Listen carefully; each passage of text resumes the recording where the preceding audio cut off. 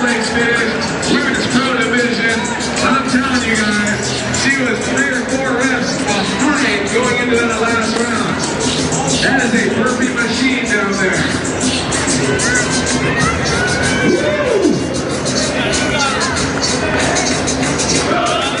Let's keep it going. We still have athletes on the floor knocking this out.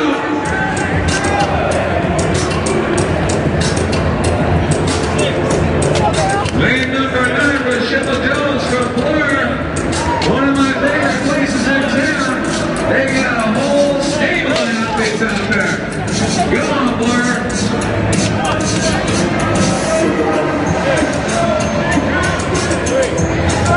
That's okay, I can save you. I'm a doctor.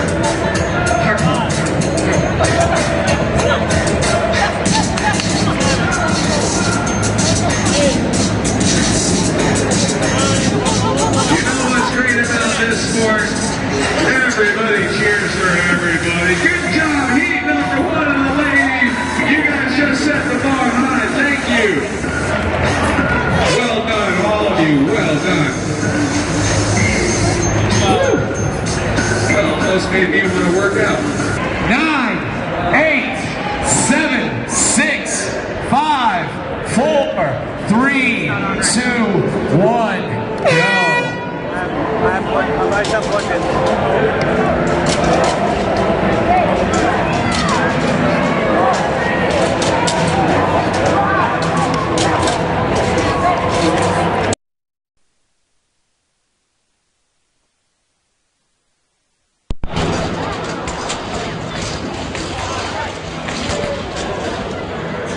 Welcome back, SICfit.com, Sickest of the Southwest 2. We are on the second heat of the second workout of the women's individual. We have an exciting heat here. We've got Michelle Plunkett, lane 1, Whitney McPhee, lane 2, Kim Olick, lane 3, WFit athlete Jackie Perez, another WFit athlete, Tanil Reed.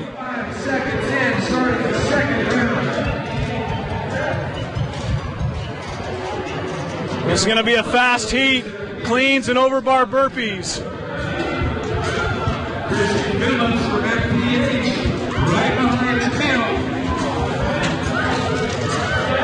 Amber McLeod in lane 7 from SICfit San Diego.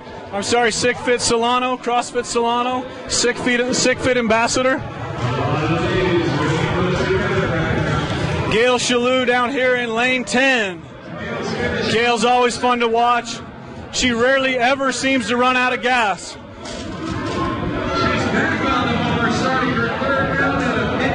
Tanil Reed in lane 8. Tanil's been having a phenomenal season. Seems to be winning everything that she competes in. Another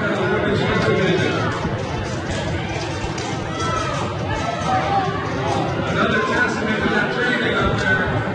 These athletes are all doing well. Alessandra here in lane 6.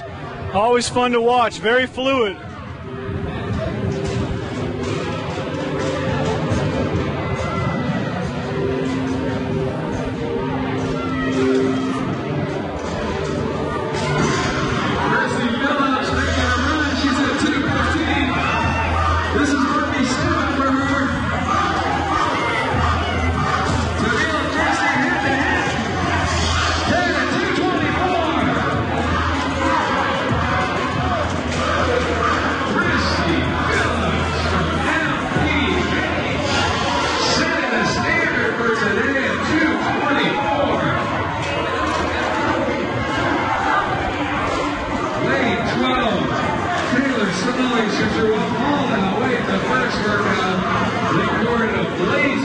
Christy Phillips absolutely blew through that in lane 5, setting the standard.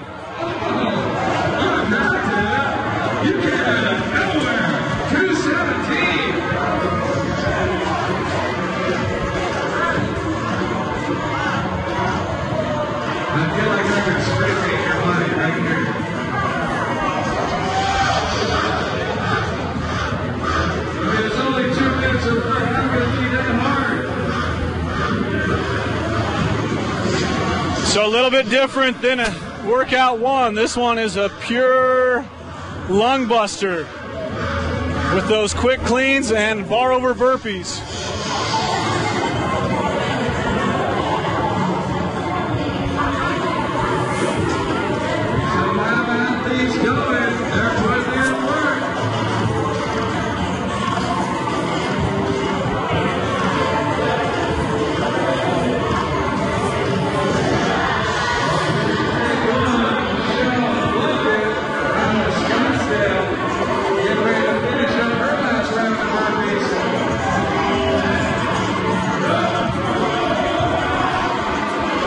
So quite a bit different workout from workout one. I'm here with Stacy Snyder, SICfit.com. Stacy, what if you're an athlete getting ready to do this workout, you just watched this heat, what's going on?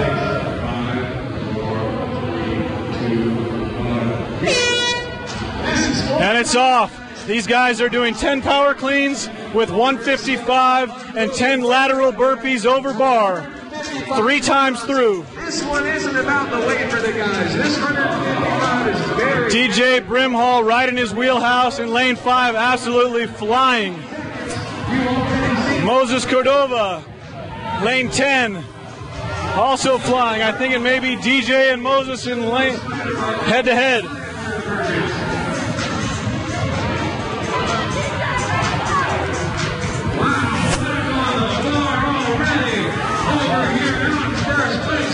Chad Cole, first one back on the bar for his second set of cleans.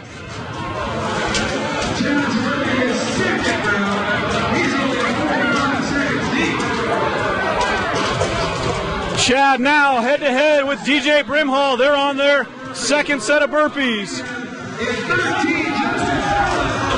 Lane 4, Blake Bastion also flying through this workout.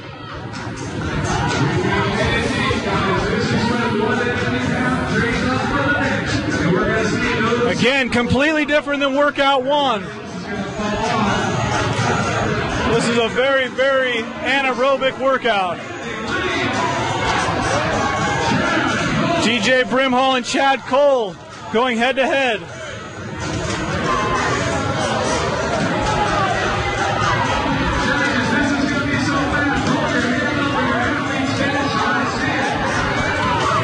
Watching Moses Cordova and Justin Dickerson face off against each other right now, going clean for clean. Then watching DJ Brimhall fly over that bar with those burpees. DJ just might get through, and he did. Under 2 minutes, DJ Brimhall running away with that heat. Chad Cole right behind him.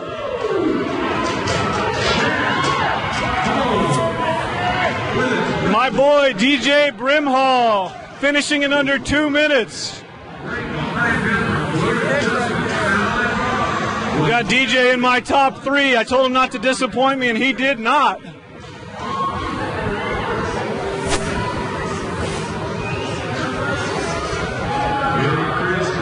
a lot of body weight to go around, guys.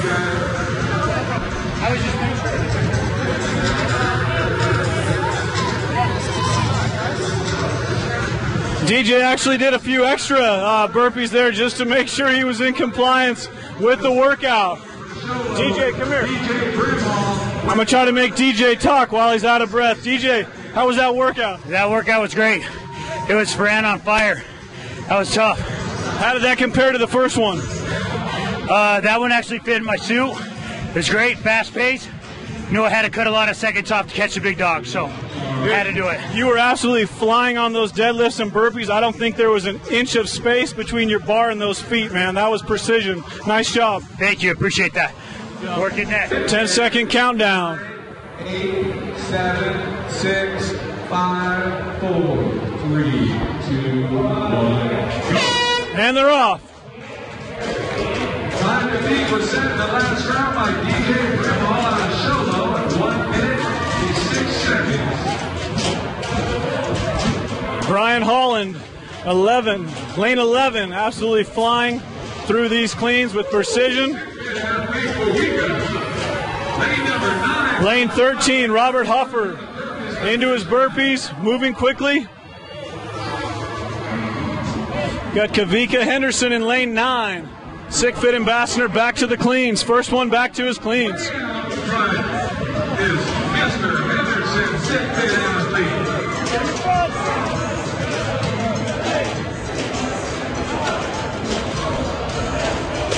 Kavika back to his second round of burpees. Way out ahead of everyone. If he can maintain this pace, he will absolutely kill this workout. Kavika has a 6 burpee lead going into round 2.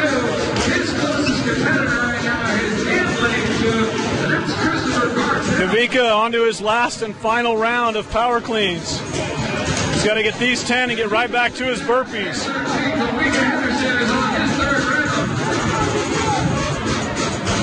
Kavika's been doing some serious conditioning. In the past, a short little burster workout like this has been a bit of a challenge for him, but clearly not today. Yeah, and I think all of the work that he's been doing with Dysart and those high school football players has also been beneficial to Kavika. He is going through these burpees. He is going to push straight through. He's on his last round of burpees. He's at 140, the time to beat is 156. Kavika gunning for that top spot. He's got to beat 156.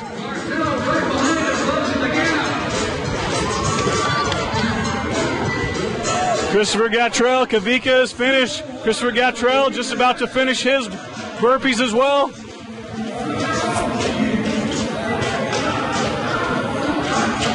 He is done with a time of 2:13.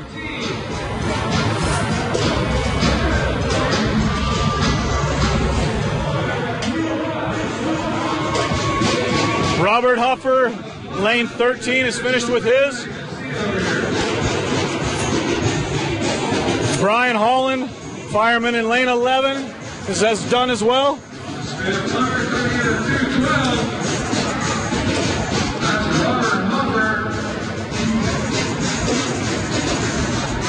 Again, a very fast heat. His last round of burpees from 400 out Gilbert. Josh Heck here in lane 8, plowing through his final burpees. Dallas Hott, lane 6, also on his last burpees.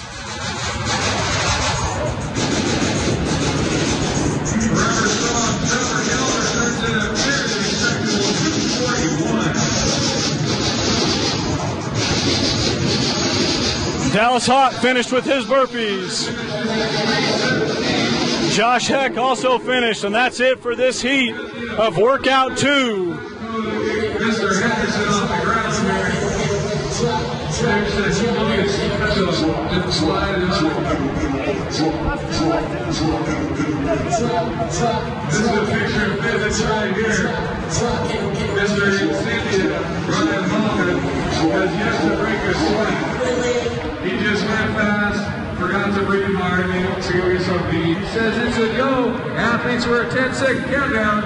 In 10, 9. Now we're back with the final heat of the men's pro division workout 2. 4, 3, 2, go. Keep an eye on lane 3, Danny Nichols. This one's going to go fast. I could use a little bit of help from the crowd. Keep shouting out the leaders to me. I keep to see them all at the same time. I just hope that bar's moving really fast. We got to get those burpees by the time. Paul Smith in lane 7, winner of last year's SICest of the Southwest. Lots of guys doing burpees. This is neck and neck. Eyes on Big Danny Nichols out of lane 3. Who's going to be back to their second round of cleans first? Danny Nichols. In lane 4, Matt Rhodes. We got a couple guys down on the end. OPT, he's back on board. James Taylor. Invictus is being off the bar and is back on at 3rd. That's Rasmus Weinberg. He's back on the burpees chasing Nichols. Lane 2, Chad Melton out of Valley. He's on the burpees. He's in the 3-minute hunt for this race. They're all on the burpees. I don't even know who's up first anymore. No clock. Stop watching.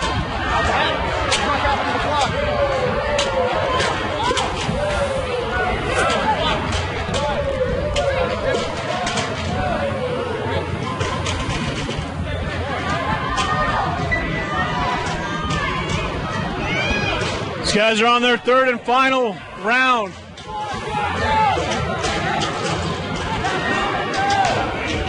Danny Nichols into his burpees. Matt Rhodes finishing his final cleans. Paul Smith also on his last round of burpees.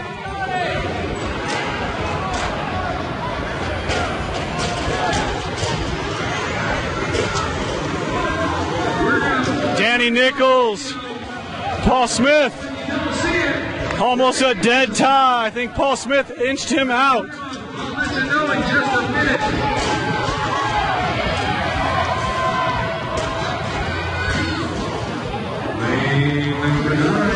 James Taylor bar keeps running away from him. He's doing burpees and reaching out to grab his bar as he's doing burpees.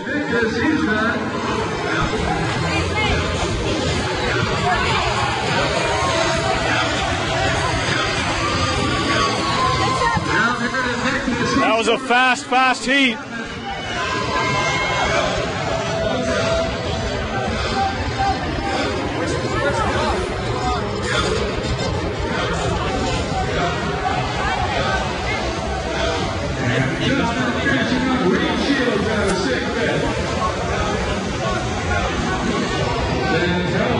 Lane number 2 reports a 206.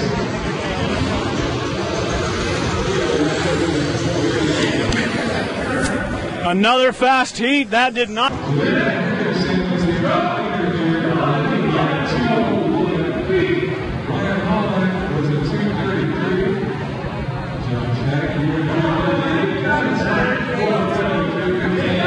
He was ahead of Danny going to that third round, but Danny went out of bar. He was 4 reps deeper, and he was flying, just rushing it. What? He went 1, 2, 3, 4, stopped. And then it was like 1, 2, like 3. I was like, the whole time. 38. Oh, is it tape tape on that damn thing around again. Yeah, I told him that at the end, and he's like,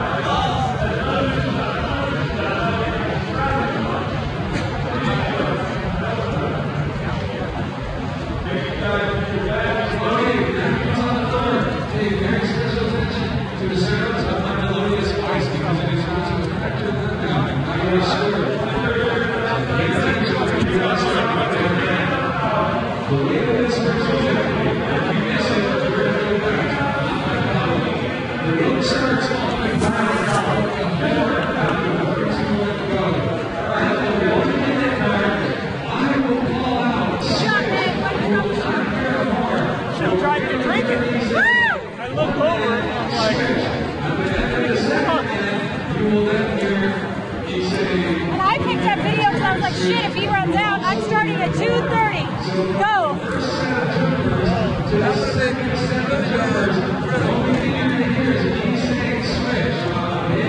that's a lot of money. That's a lot of money.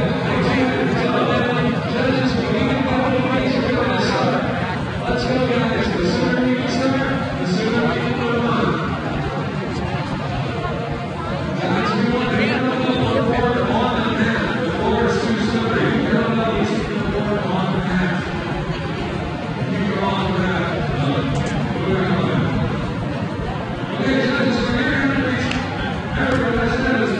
Jump rope has to be in his hands.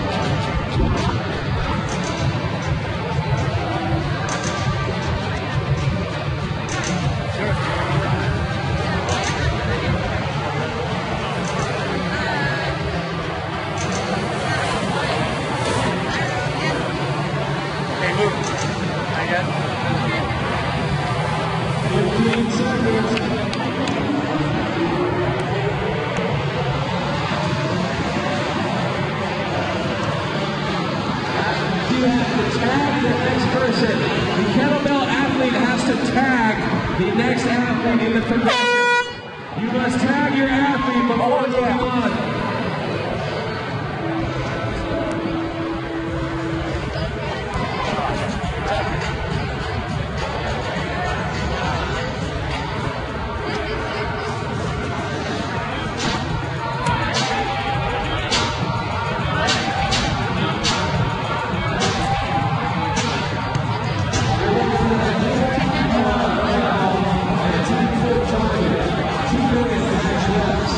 You know where we are?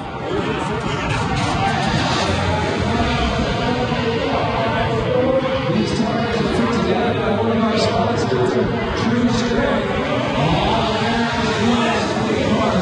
If you can dream it, they are the True Strength Foundation.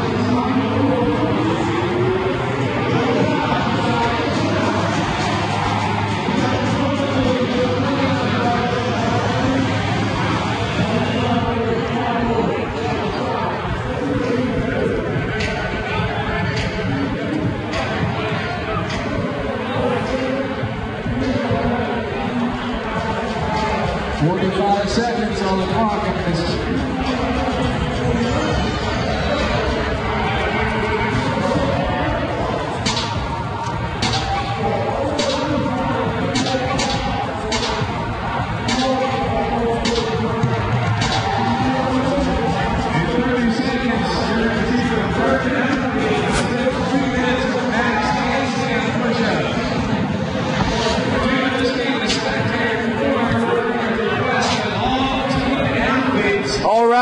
All right, here we go.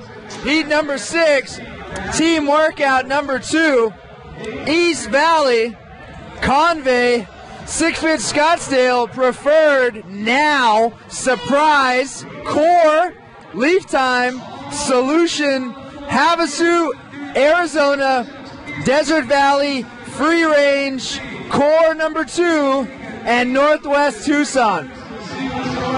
Here is what you are seeing. AMRAP, 2 minutes, 100 team double unders, 100 team jump rope buy-ins. Double Dutch style. 2 men in the middle, 2 women on the outside rotating that jump rope and jumping for 1 minute. Then max effort, 2-minute kettlebell swing, 2 pood. Then right into max effort wall balls. 25-pound wall ball, 10-foot target, right into max handstand push-ups, right into max thruster. 8 minutes straight, 10 minutes straight.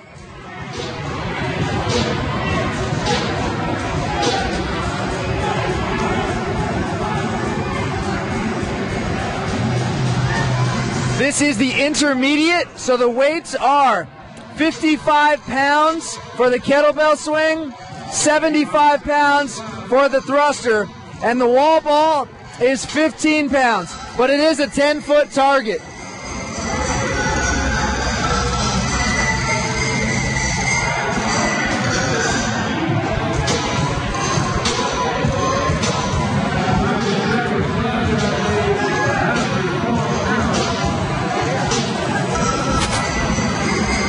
This is Stacy with SICest. I'm standing with Ammon Woods. We're talking about AMRAPs here at Ammon, where every single rep counts. So let's talk about these handstand push-ups. At what point do these athletes muscle through all of it?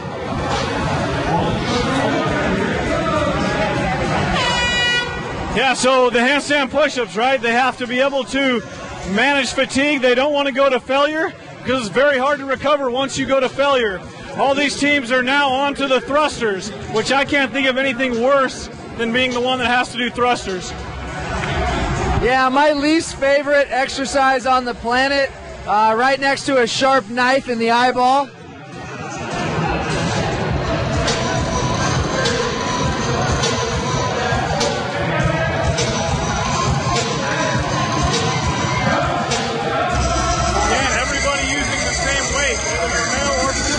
Yeah, I like that. My girl, Elizabeth Zapata, on the thrusters, we worked on these all week. She's got a great rack position, very comfortable, and she's very, very strong.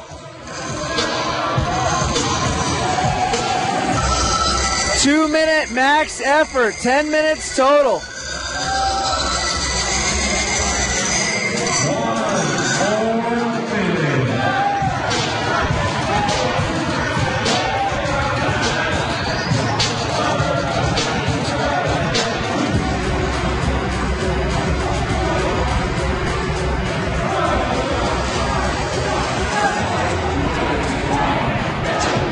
Here we go, 30 seconds remaining. Each athlete is responsible for a max.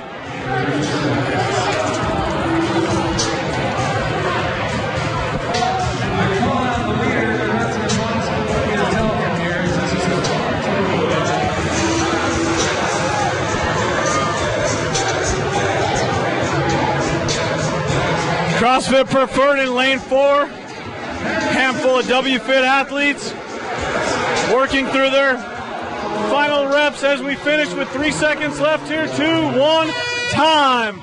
Every rep will count. Again, this was an AMRAP.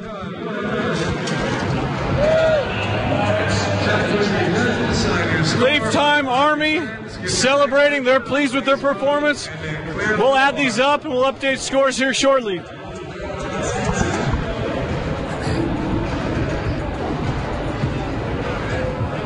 All right. Yeah, Easy's the first one I want to interview here. The team, SICest Scottsdale, Elizabeth. We practiced these on Tuesday. Obviously, you're very strong. Your Olympic weightlifting is bar none. But the thrusters obviously are going to take a toll on you, especially high rep stuff at the end. Do you know how many reps you got?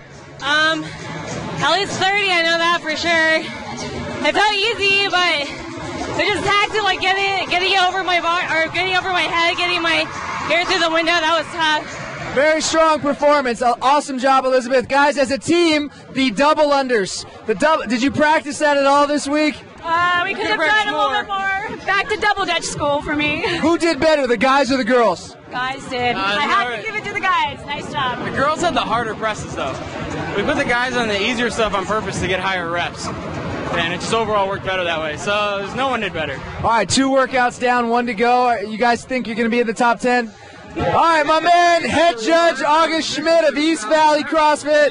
That last workout, when we were there with the pro men, somebody stepped on the clock. The clock got cut off. Fortunately, we had 2 different cameras on it, so we were able to go back and retract.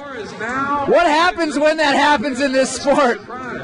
We were very fortunate that the cameras were running because there were only a few people with clocks, so we weren't able to disseminate enough information to each platform as to what was going on. Fortunately, you were recording and there was another clock on it, and you were able to pull the times off there. That saved the day. Otherwise, I mean, that's tough. We need to probably have redundancy on it, and you always got to tape that thing down. Yeah, besides each judge and, of course, the head judge having its own clock, how else can that be managed? Having 2 clocks on the floor? I mean, what can possibly be done? My friends and I were talking about this a couple weeks ago. Imagine you're at the CrossFit Games, and there's a streaker. Streaker runs across in the middle of the last workout. What do? Do you reset? I mean, what happens? That's going to be judgment. I mean, that's going to be why people that are managing are managing it, because that's what they have to make the decisions on. I mean, if you just immediately start a workout and something falls apart, stop it and restart. If they're halfway through and they're taxed, then you need to adapt if you can with video. Or, I mean, you have to figure it out as you go because you don't get a run-through on these things. Probably good to have redundancy on the clocks, knowing that people are going to trip over them, power sources are going to get a fuse blown. That stuff is going to happen, so we probably need more redundancy on it, and then also tape that cord down so it doesn't happen. Standards are obviously so important in this sport. Obviously, as a high-level coach and an Olympic athlete, you know how important it is to have those standards. How do people watching at home, how should they practice and train for standards? Most people don't ever have a judge in their own gym, so they don't know how to experience coming into a competition like this. Do you have judges? I know at our gym, we partner up, and one person counts the other person's and judges. Well, just first of all, to clear it up, I'm an Olympic weightlifter, not an Olympian, so I just want to make sure that's not out there. It just came out wrong. But yeah, at our gym, we usually will have times where we do workouts with judges. If it's a short workout, if it's a benchmark workout, we have judges. Because number one, our athletes need to get good at judging so they can judge at events, and our athletes need to be used to being judged so they're used to having the standards upheld. People can really fool themselves as to what they're capable of if they're doing it without a judge, without the proper movement standards. I can do a 2-minute Fran if I'm not doing the movements right. I can't do that if I'm doing the movements right. So it's reality. You have to have reality. That's why it's so important for people to get out of their gym and go compete. When you go compete, you see how you measure up in the big pond, and you have an impartial judge. So it's part of the development process, developing athletes, developing yourself as a CrossFitter. August Schmidt, thank you so much, sir. Appreciate your time. All right, we're going to go back on the floor here. We're still in team workout, intermediate division number 2. The double Dutch, I like to call it. Teams in Heat 7, Allied, Havasu representing that pink and Cancer Awareness Month in October. Forever Strong, Now, Surprise, Magna, 2 teams from 623, Arms, another team for Forever Strong, another team for CrossFit Magna, Leaf Time Fitness, East Valley, Get Lifted, and of course, CrossFit Now.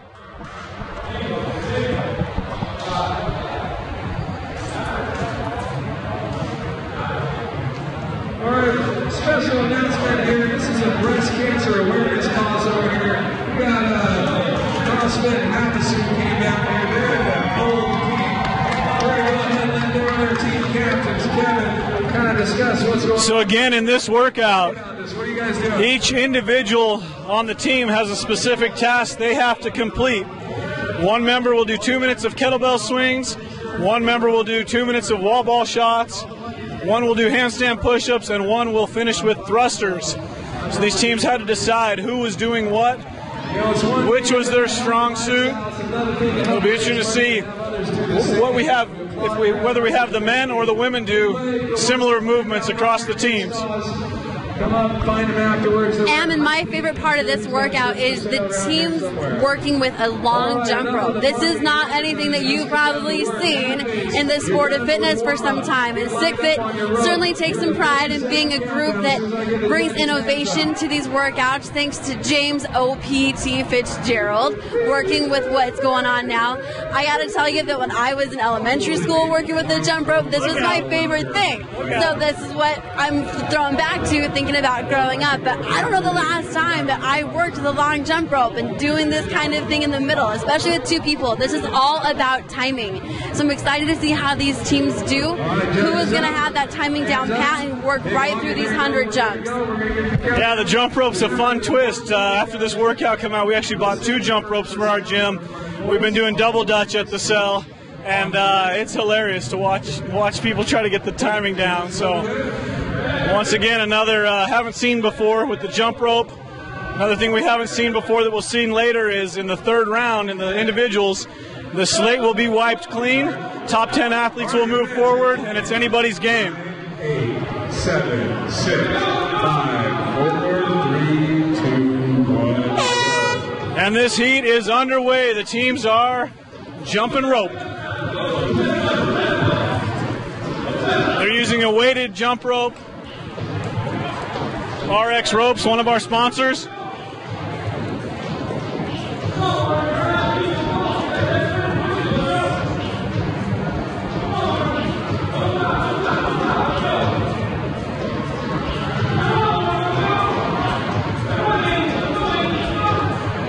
Some different styles of jumping. Some teams are facing the same way, others are facing each other. I see a team over there doing a little hop in between each big hop. So again, something that most of these athletes have probably never seen in a competition.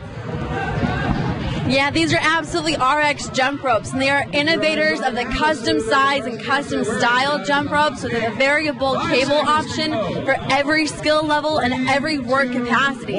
So if you're here right now, go by and visit the RX Smart Gear booth and get your custom fitted RX jump rope while you're here. Now the teams are switching with the guys on the outside turning the rope, the ladies in the middle. I gotta say, I feel like the ladies are gonna have an advantage. This is very old school for us, and this was recess for a lot of us for years and years and years.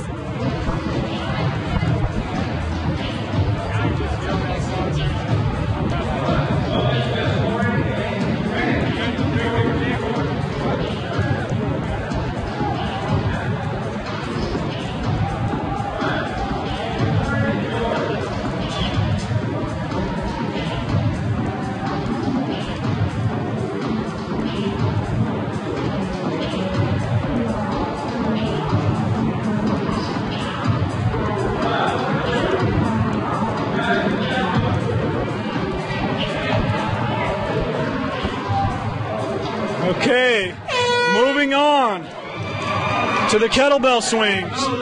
One athlete will complete a full 2 minutes of kettlebell swings before we move on to wall balls. The weight is 55 pounds.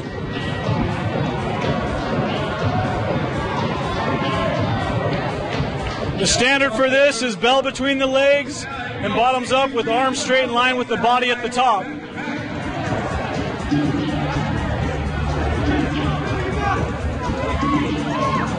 Havasu CrossFit here in lane 2, moving pretty well with that kettlebell, not only letting gravity bring it down, but he seems to be pulling it down to make it a little bit faster.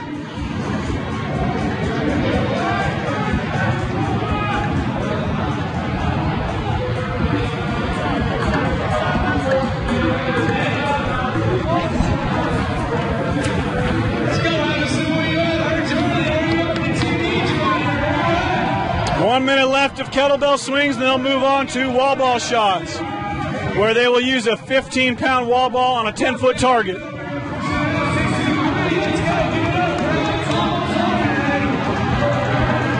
Now, Luke, it looks like these wall balls are a little bit smaller than the usual.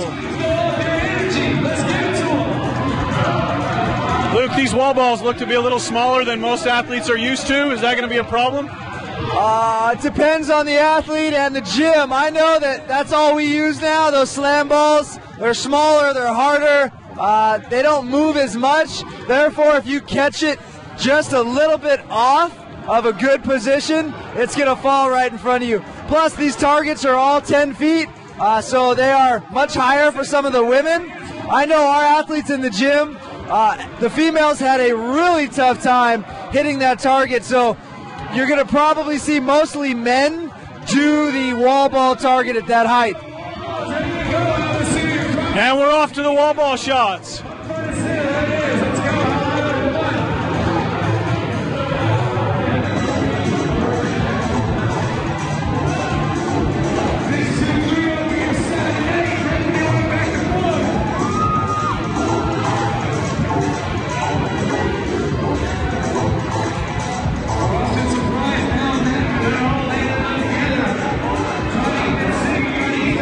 Again, this is a 2-minute AMRAP, as many reps as possible in 2 minutes.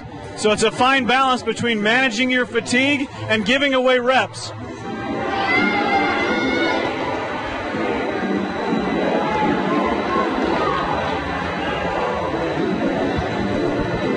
We already talked about how unique these wall balls were, so while we're watching this go down, we have to give a huge thank you to X Training Equipment for being our equipment sponsor for SICest of the Southwest 2. They have over 10 years of experience in e-commerce, and X Training is always looking for great products to enhance their customers' lives or athletes' lives. The X Training equipment was created to meet a growing need for high-quality fitness, and they usually at those reasonable prices, so they can't be beat with their customer service. And you can purchase the X Training equipment from today's event, so stop by their booth and talk to Kevin for details on how to leave with your favorite equipment at a discount, which is always fun. So you can watch them use the wall balls, take a wall ball home. Watch them use those kettlebells, take a kettlebell home. I'm going to have to snag a few.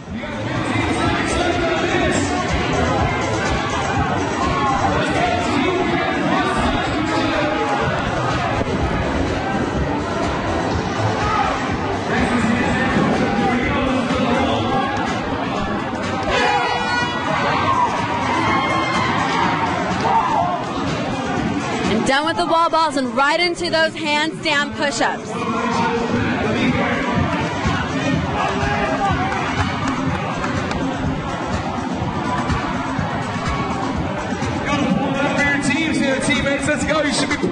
other.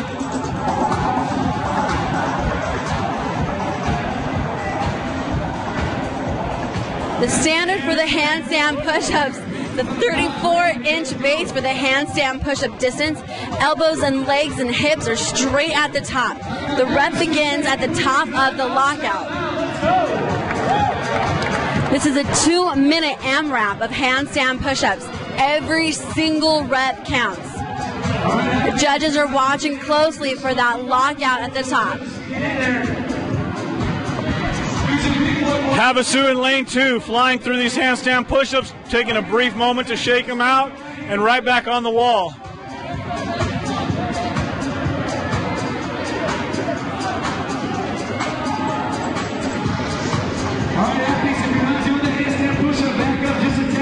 This 2-minute AMRAP of handstand push-ups is a complete shoulder buster. You'll see these athletes doing a kip to try to maintain a little bit of, to relieve a little bit of weight off their shoulders.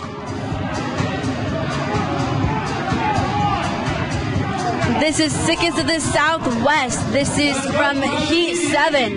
We have Allied, Havasu, Forever Strong, CrossFit Now, Surprise, Magna, 2 teams from 623 taking up lanes 7 and 8. CrossFit Arms, another team from Forever Strong, another team from Magna, Leaf Time Fitness, East Valley CrossFit, Get Lifted, and CrossFit Now.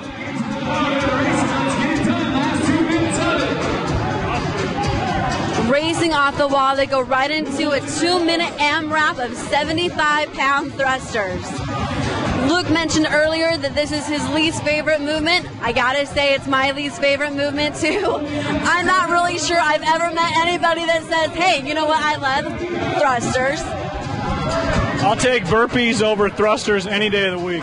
I'll take rowing over thrusters any day of the week. I'll take cleaning the gym over thrusters any day of the week. And nobody's put the bar down yet. I take that back. A few people are putting the bar down now, but for the most part, these guys are flying through their thrusters.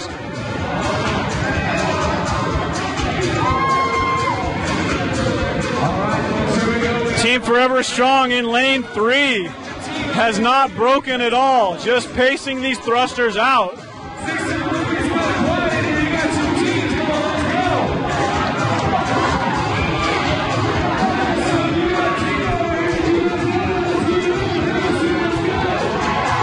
Six, 2, 3, still unbroken on his thrusters.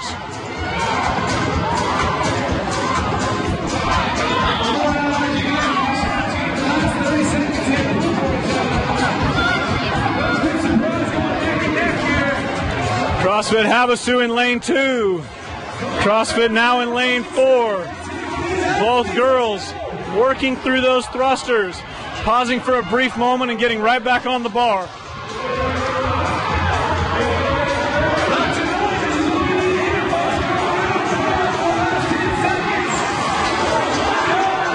Five seconds left. Every rep counts. And that is it, folks. Time.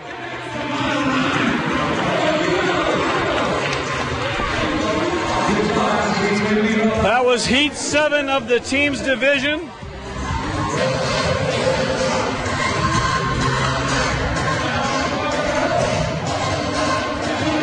This is the third heat of the intermediate teams. This is workout 2, which is an AMRAP of 2 minutes where the team jump ropes to buy in. 2 people in the middle, 2 people on the outsides, and they're going to switch at 1 minute. We've seen some interesting tactics. We've seen people facing each other to keep timing. We've seen one team stand back to back. We've seen one team hold hands in the middle to keep timing. After those 2 minutes are up, we move on to a 2-minute AMRAP of kettlebell swings at 55 pounds. Then on to a 2-minute AMRAP of 15-pound wall balls to a 10-foot target. After that, it's a 2-minute AMRAP of handstand push-ups. And finally, a 2-minute AMRAP of 75-pound thrusters. All athletes will participate in the jump rope. And then it will be 1 athlete per 2-minute AMRAP in order. The total reps for the score at the end.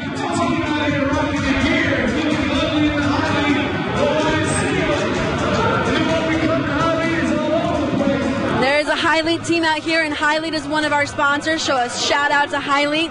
Highlead is a leader in designing cutting-edge, innovative apparel for the needs of the hybrid athlete. And this weekend, they're giving away a free t-shirt with any short or tight purchase while supplies last. So stop over and check out their gear. I have Highlead gear. I love them.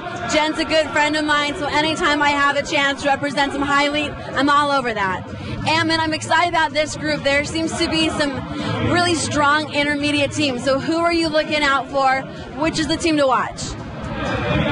In this heat, Urban Warfit always shows up. They have great athletes. CrossFit Full Strength, Gail Shalou's gym. She's got a ton of teams competing here today. So I think it's great that she's given a lot of them an opportunity to get a little flavor. I'm gonna go with Urban Warfit on this. Although GTX, they have quite a few teams in the competition as well. They look strong too.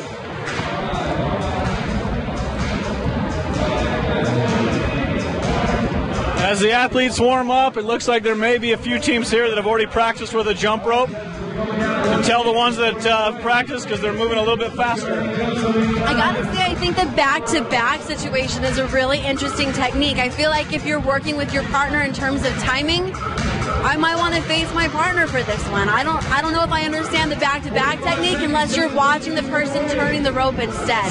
So it'll be interesting to see how those teams fare versus the teams that are connecting in the middle. Yeah, I think if it's me, I face the same way I always face when I'm jumping rope by myself and I'm standing side by side and communicating. I think it's going to be key to tell your turners whether to speed up or slow down. You know, I mentioned it before and I'm going to say it again. Timing in this is everything. Whether you're doing singles or doubles or working as a team, timing is everything. And so as these teams are warming up, it's actually, I can almost call when I'm going to see a team hit the bottom of the rope with their feet. We got to make sure that the jumpers and the turners are all on one page together.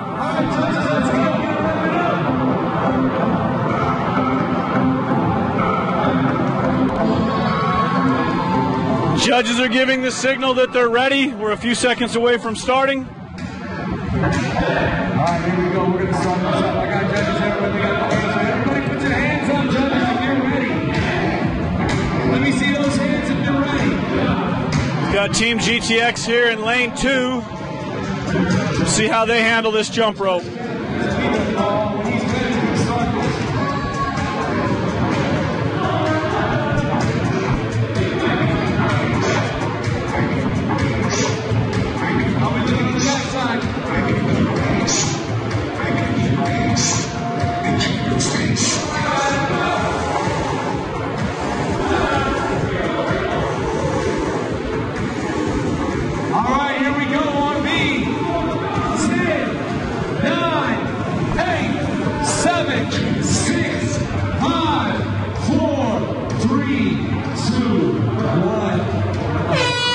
And we're off.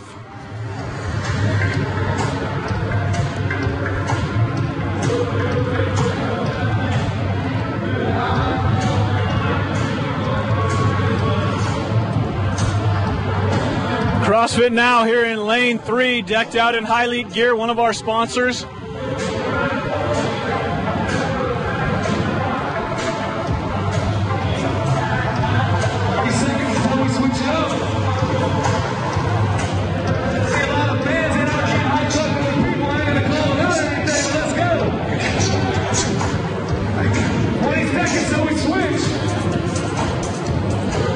Again, this is a mandatory switch at 1 minute.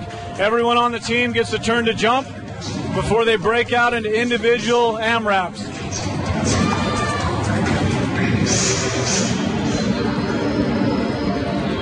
Let's go ahead and switch it up now. Let's switch it up.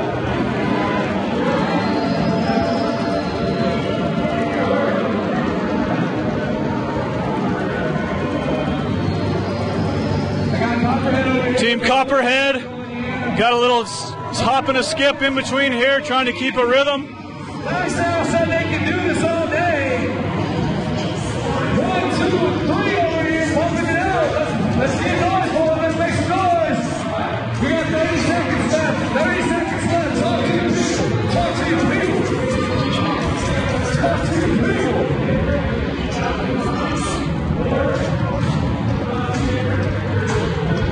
we've got about 15 seconds left of jump rope, and then we're moving into the 2-minute AMRAP of kettlebell swings. Again, that's a 55-pound kettlebell. Doesn't matter if you're male or female. Same weight for everyone. Now is using the exact tactic that you and I were talking about, Ammon, where you said you were going to face the same way that you normally jump. They stood side by side, representing in their high elite gear, and did not fumble. So it seems like Coach knows best. Ammon called this side by side. Seemed to work really well. Now they're off to a 2-minute AMRAP of kettlebell swings. These are American-style kettlebell swings. We're going all the way up overhead, fully locked out.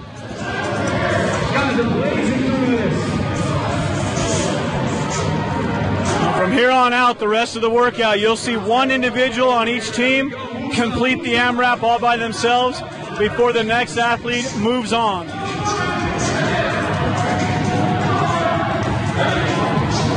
With the teams, this is the second round of teams. Moving into the third round will be the top 10 teams only.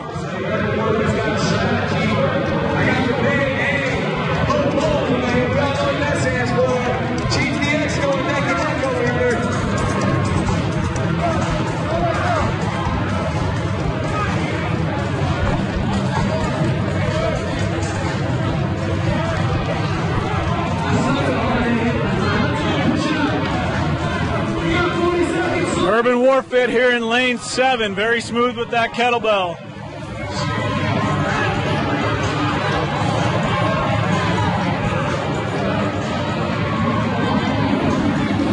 Got about 20 seconds left, and then we're moving into wall balls. Again, it is a 15-pound slam ball launching to a 10-foot target.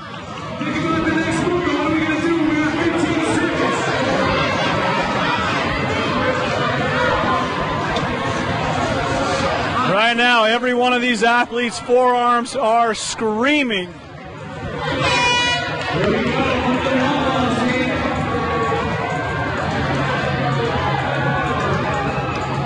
CrossFit Blade using their tallest athlete to complete these wall balls. It's practically an air squat with a tap on the target. All right, athletes, if you're not going to wall ball, back up and give your teammates a little room. All you got to do is have a big one. At the same time, Ammon, we're seeing a team from Flagstaff over here in lane 9. We have one of the smaller athletes doing the wall balls here with a jump every time she throws that ball. So again, strategy every time.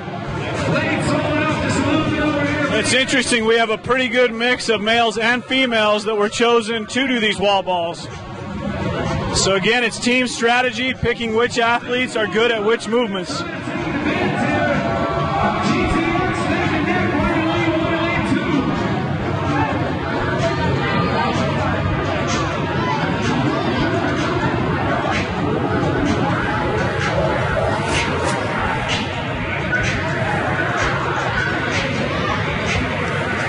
It looks like an inner box challenge down here with CrossFit Full Strength taking the last 3 lanes side by side, all wearing matching shirts. To them, it may feel like just another day in the box.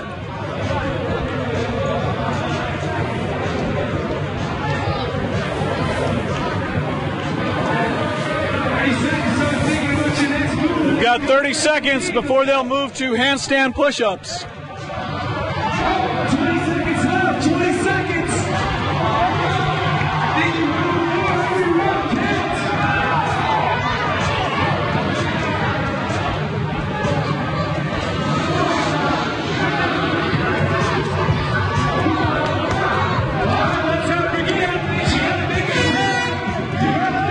Okay, we are on to handstand push-ups. 2 minutes, as many reps as possible.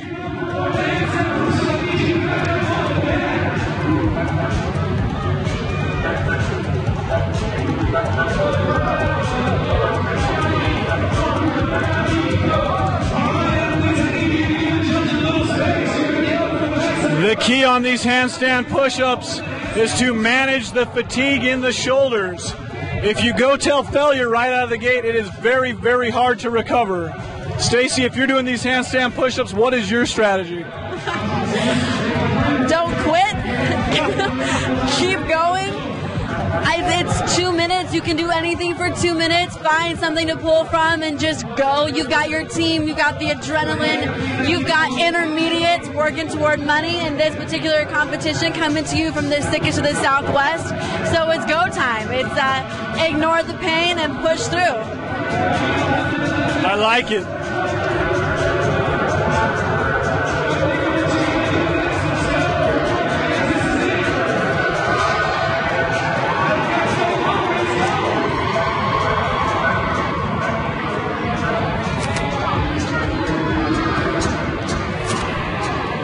Something about who's doing that thrust against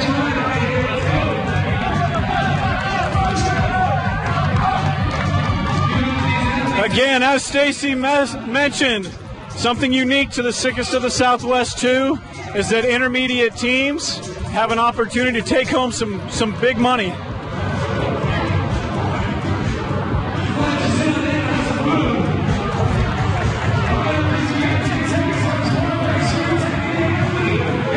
We go, 5 seconds left, and we are moving into that torturous 2 minutes of 75-pound thrusters.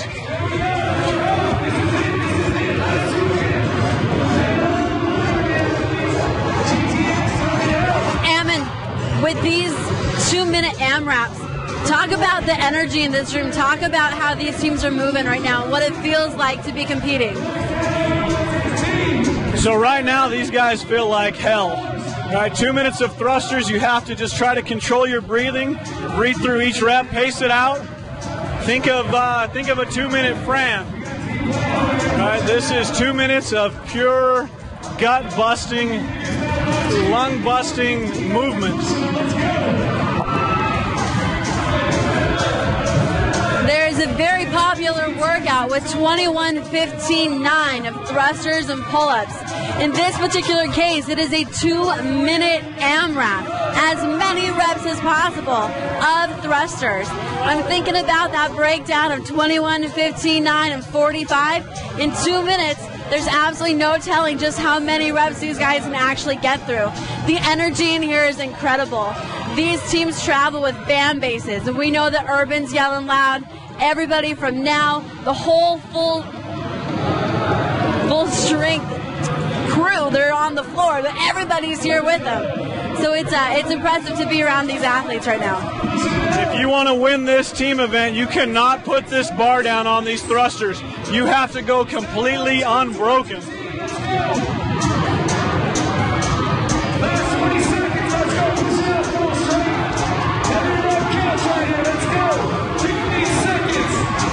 Jaden McLeod, the MC on the mic, has Luke likes to call him Big Bruiser.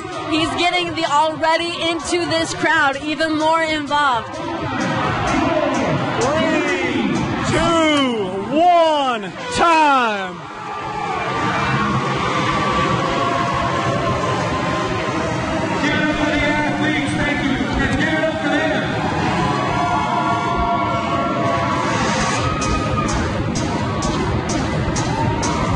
Okay, we're going to clear the carnage off the floor and get ready for the last heat of the intermediate teams.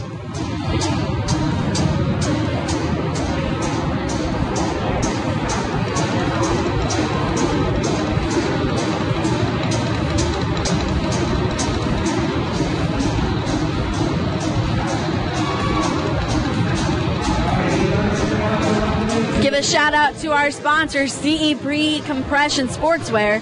Experience the power of true medically born sport compression. CEP Compression is the sport brand and media world leader in medical compression. As the #1 brand for runners, CEP provides performance benefit and faster recovery for any athlete. Stop by their booth, talk to Mike Potter, and for the show specials and a discount on your favorite compression gear. I have what we might call overused Achilles from double unders and box jumps. The CEP compression Achilles support has saved my life. I have what you called old age, so I feel you. This next heat has a team that I'm kind of partial to, the Cell, mostly because they're from my gym, but also because I have a couple of family members on the team. I have my brother, Brigham Woods, I have my cousin Jessica Walters, both coaches of ours over at the gym. Our final members are tipped. 45 seconds until Heat 9, intermediate team. This workout has a 2-minute AMRAP of a team jump rope to buy in. 2 people in the middle and 2 on the outside, switching at the 1-minute mark. Following that is a 2-minute AMRAP of kettlebell swings at 55 pounds, a 2-minute AMRAP of 15-pound wall balls to a 10-foot target, a 2-minute AMRAP of handstand push-ups, and a 2-minute AMRAP of 75-pound thrusters. Judges are taking note to make sure that every movement is clean and precise, thanks to head judge August Schmidt wandering the floor to make sure that everything is on point.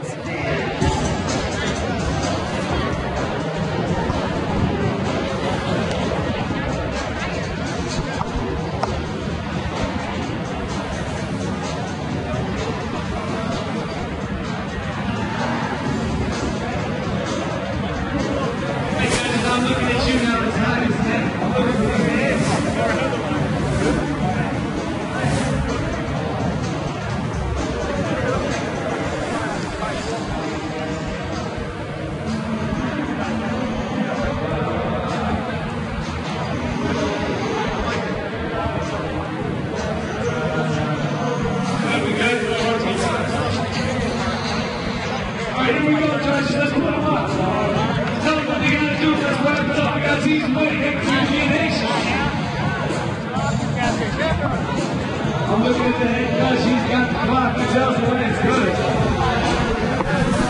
All right, judges are giving the signal that they're ready. Here comes the 10-second countdown. 8, 7, 6, 5, 4, 3, 2, 1. And we're live.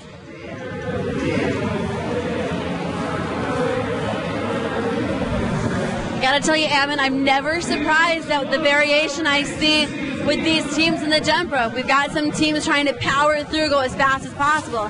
Some teams doing the double jump in between. One's jumping really high to compensate for the speed of the rope, standing back to back, side to side.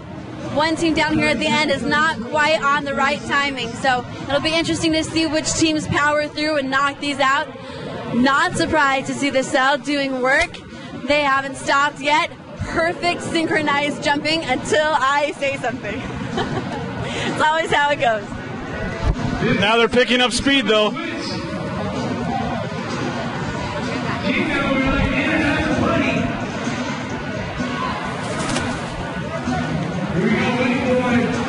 Here we go. Here's our mandatory switch.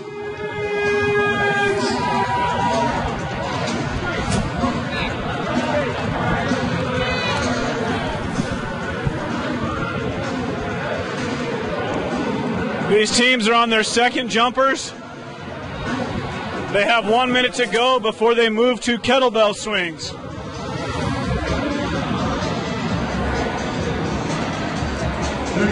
we're going to hit the horn.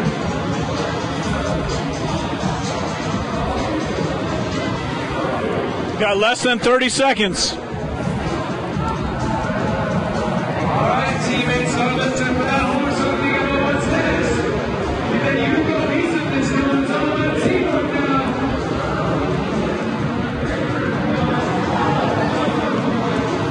After 10 seconds, you're going to get a horn. What do you do next? Let's go talk to each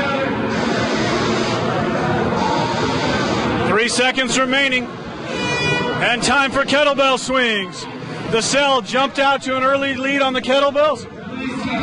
Brigham Woods.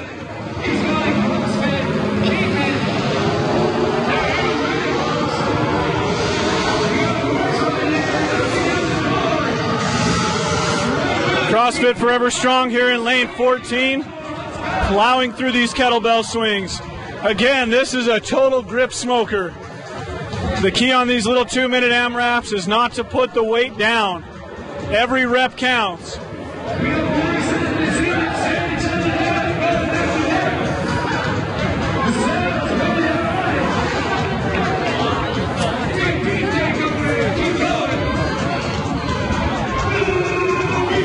Let's go.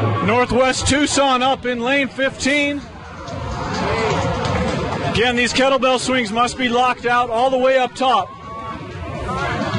Surprise right here. Pushing it out. No stop. We have 55 seconds. Let me switch something. Exercise his legs, teammates.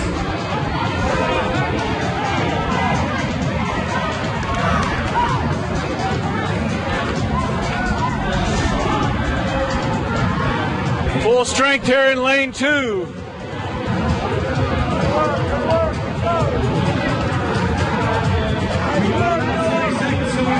Again, this is a 55-pound kettlebell. It doesn't matter if you're male or female. The kettlebell is no respecter of persons.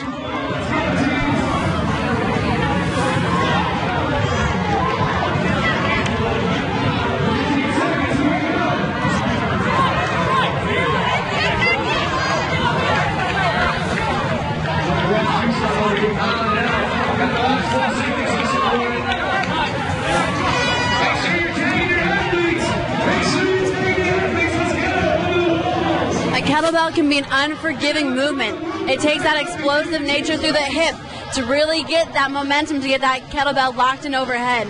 As soon as we hear the buzzer, off they go to a 2-minute AMRAP of wall balls at a 10-foot target.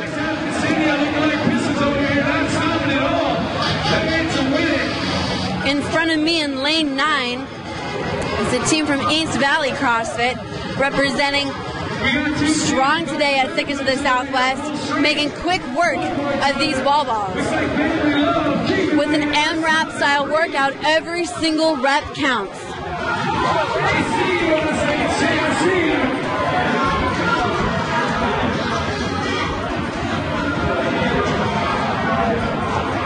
Lane 11 CrossFit Flagstaff with some height with the athlete representing here, making it look easy and effortless to get that ball up to that 10-foot height.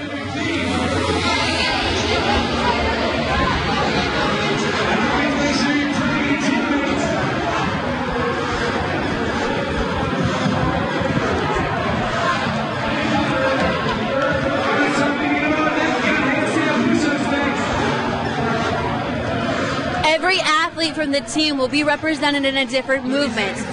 Right now we've got athletes representing in the handstand push at the wall balls, and as soon as this 2 minutes is over, a new athlete will hit the wall with handstand push-ups. When that's done, the fourth and final athlete of the team will run back over to their barbell, pick it up for 75-pound thrusters, a 2-minute AMRAP.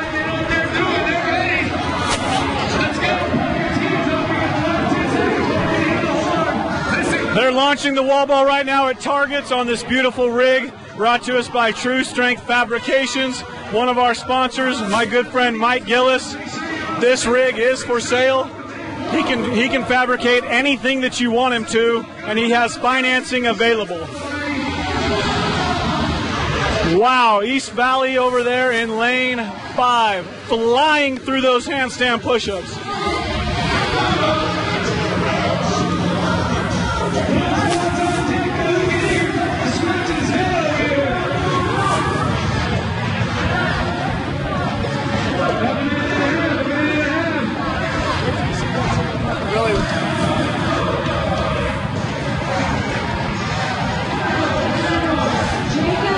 The East Valley CrossFit girls can do some handstand push-ups. We've got them in lane 9 and in lane 5.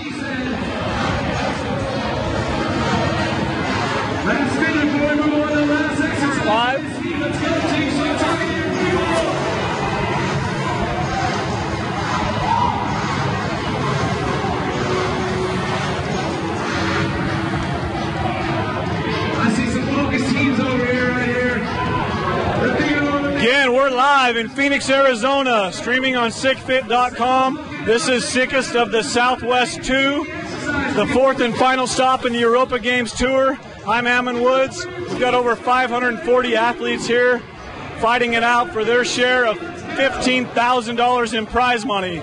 These are intermediate teams. This prize money is brought to you by Nutriforce Sports. These intermediate teams are taking this very seriously. They can win some prize money. Most competitions, intermediate, are not eligible for prize money, but tonight we have intermediate going for prize money. There's 59 teams here in the intermediate team division.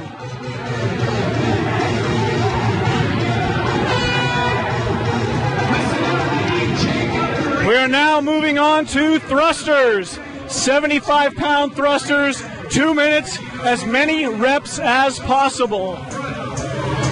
Jessica Walters in lane 13 from the cell, representing Gritty Pride.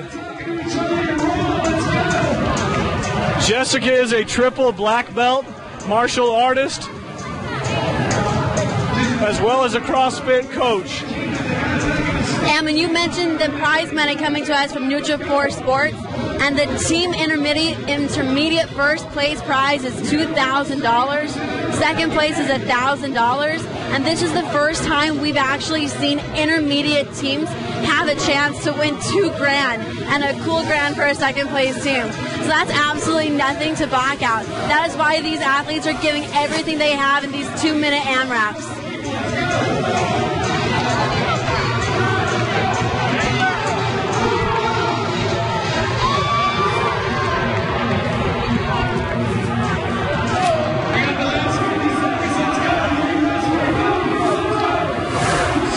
Down here in lane 14, representing CrossFit Forever Strong in their beefcake tank tops, we've got thrusters going on in a 2-minute AMRAP. It takes a lot of effort and strength to keep that bar going.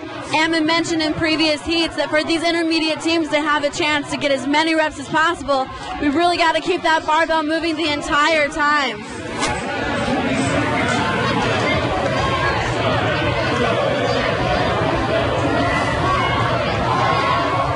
Lane 4, Kingman CrossFit flying through these thrusters, having not yet put that barbell down.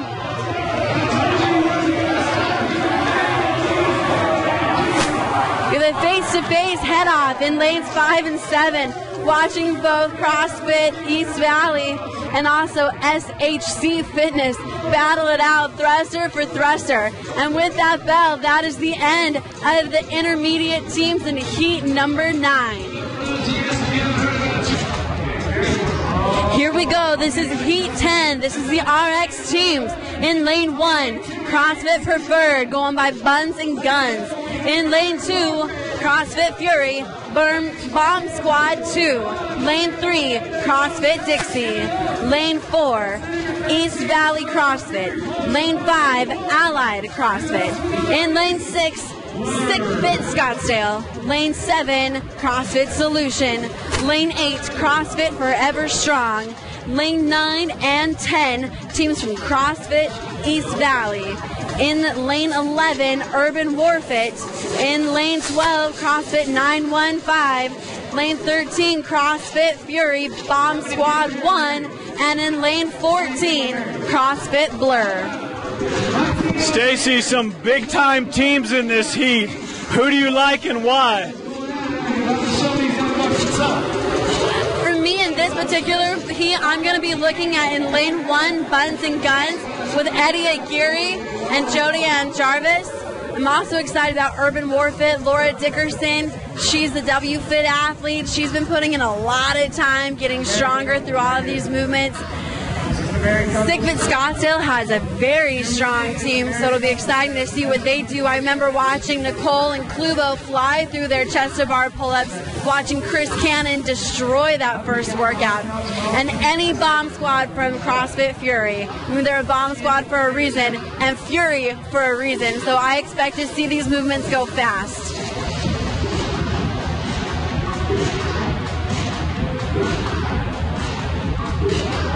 Yeah, this is going to be some big numbers put up here in these 2-minute AMRAPs. Again, this is the team workout number 2, RX. Starting out with that 2 minutes of jump rope, mandatory switch at 1 minute. Then they move on to a 2-minute AMRAP with a 70-pound kettlebell, 25-pound wall ball, handstand push-ups, and 95-pound thrusters.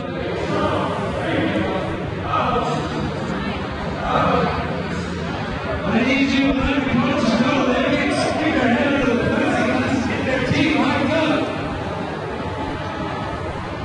You got the bonus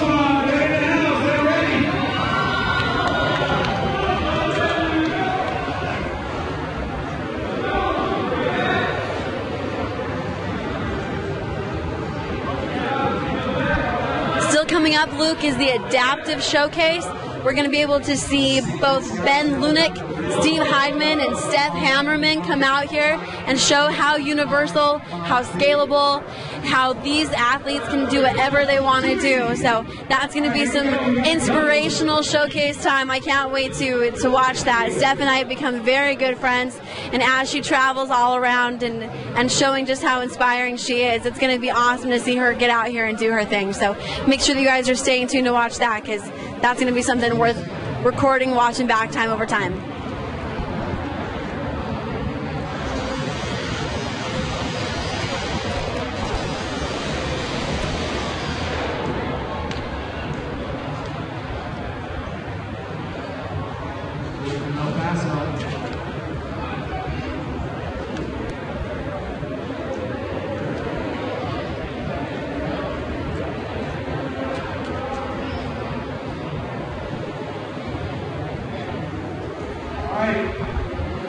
Two strong teams in this heat from East Valley CrossFit.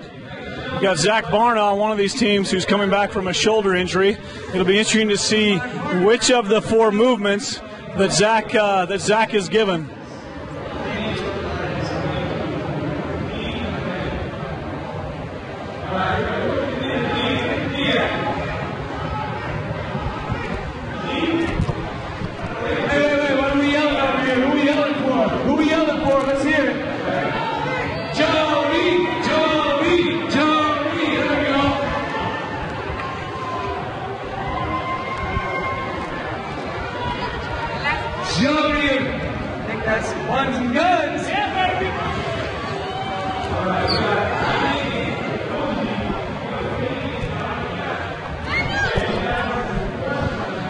We talked a little bit earlier about Eddie Aguirre's newfound size, which translates into some additional strength.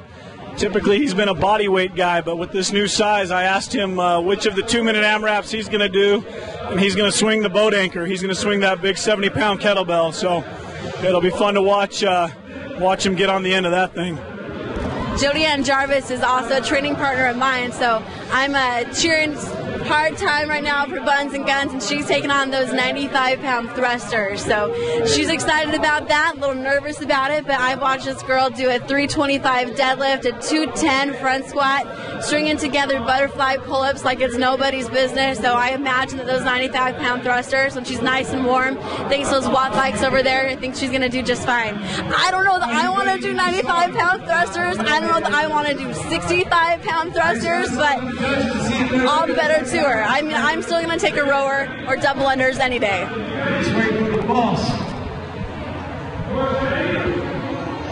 Jaden McLeod ready to get this heat underway, waiting for the go-ahead from head judge August Schmidt. Looking for August. 10, 9, Big Bruiser counting down the heat. 6, 5, 4, 3, 2, 1. And they're underway. Like I said before, programming from James OPT Fitzgerald. It's never unusual to see them create something new and unusual. Right now we're looking at a long rope. We're looking at teams jumping together. This is something a lot of these guys haven't done for years. Probably not for the last couple of weeks that they got their hands on a long rope. So interesting how we are always constantly training for things that we don't know about, and you'll never know when they're going to show up in a competition. CrossFit Preferred's over here getting style points, doing some little hill kicks. I think I just heard them sing Dressed in Yellow, Kissed a Fellow. Old school, playground, baby. 15 seconds till we switch.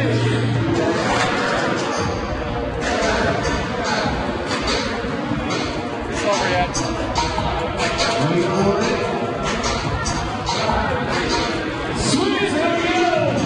That 1 minute mark, the team switch. 2 on the outside, 2 on the inside. It doesn't have to be men, then women. It just needs to be a switch at that 1 minute mark. Looking at CrossFit Dixie, using the Ammon Woods method, side by side, seems to be the most effective movement today.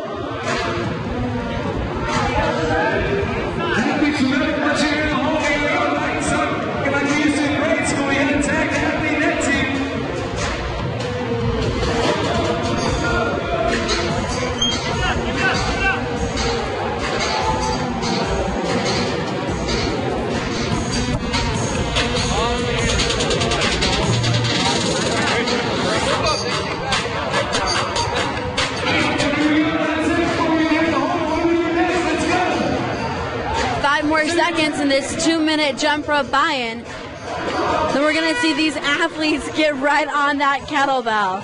This is where Amma was talking about Eddie Aguirre, who just ditched his shirt, jumping on that 2-poot kettlebell, throwing 70 pounds around like it's nothing.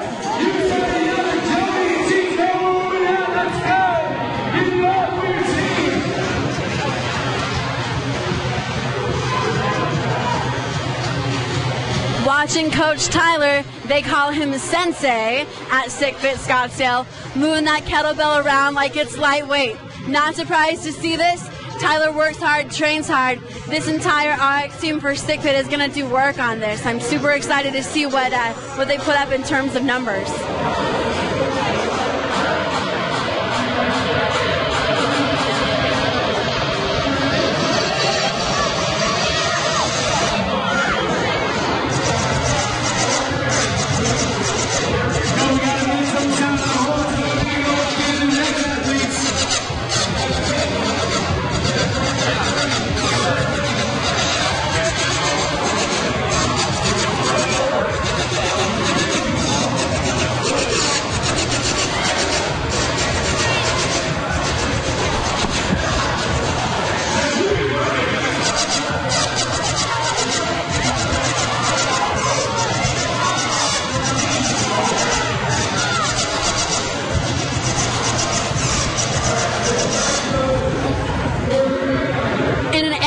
We're talking about as many reps as possible.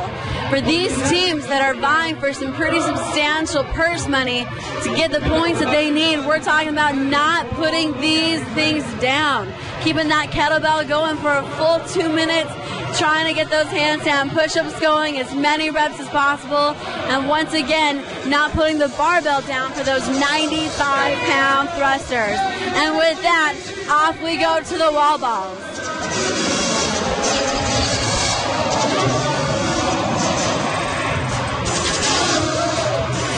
In lane 1 is Buns and Guns. Lane 2, the Bomb Squad from CrossFit Fury. Lane 3, CrossFit Dixie. Lane 4, East Valley. Lane 5, Allied. Lane 6, SICest Scottsdale. Lane 7, Solution. Lane 8, Forever Strong. Lane 9 and 10, East Valley CrossFit. In lane 11, Urban Warfit. Lane 12, 915. Lane 13, CrossFit Fury Bomb Squad 1. And in lane 14, CrossFit Blur.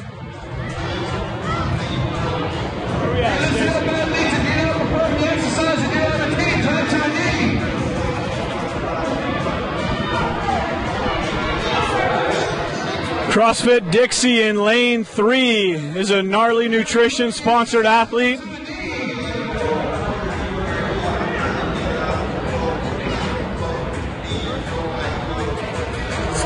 Everybody moving through these wall balls pretty quickly. It's my understanding that the wall ball has to hit the center of the target or you are no repped. Down there in lane 13, CrossFit Fury Bomb Squad 1 has not stopped yet. Not a single rest. Those wall balls are going up and down like it's just absolutely nothing. I wish I liked them that much.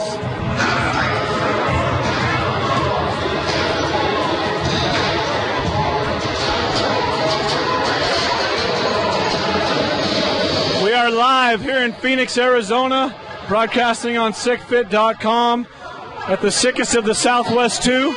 The fourth and final stop here in the Europa Games Tour. We're now moving into the AMRAP, as many rounds as possible in 2 minutes of handstand push-ups. Some of these athletes have removed their shoes to provide less friction on that plexiglass. In this case, Amma, would you say that the guy or girl with the shortest arms that has the advantage? You know, for handstand push-ups, I'm not sure it makes all that much of a difference. I think the most efficient person is going to win, although I'm fairly tall, so that's always my excuse.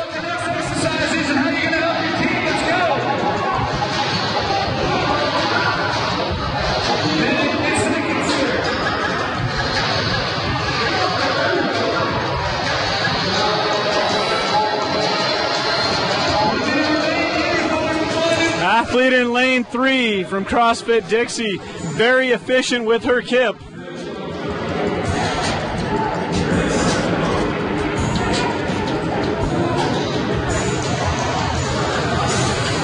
Got about 40 seconds left in this 2 minutes, and we will move on to 95-pound thrusters.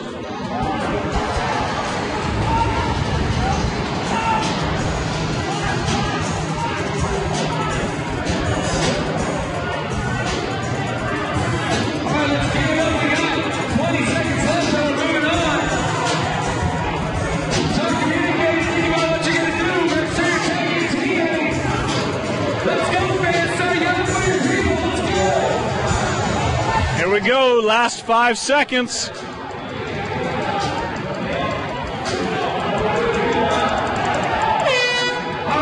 And we're off to the 95-pound thrusters.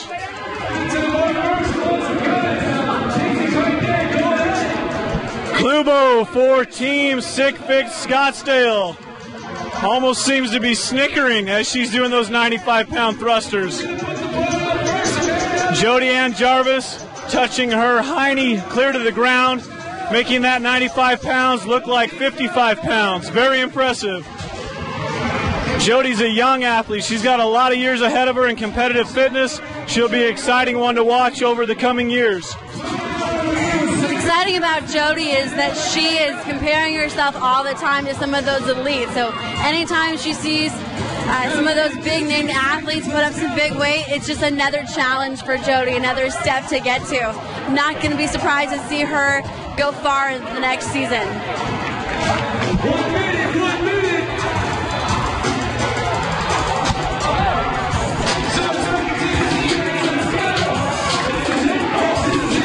Down in lane 11 from Urban Warfit, Ashley McBride. Working through her 95-pound thrusters, seems to be doing them almost effortlessly. Ashley competed at regionals this past year with her team. Got the bomb squat here in lane 2. There are 30 seconds left in this 2-minute AMRAP, which will complete the second workout for these teams.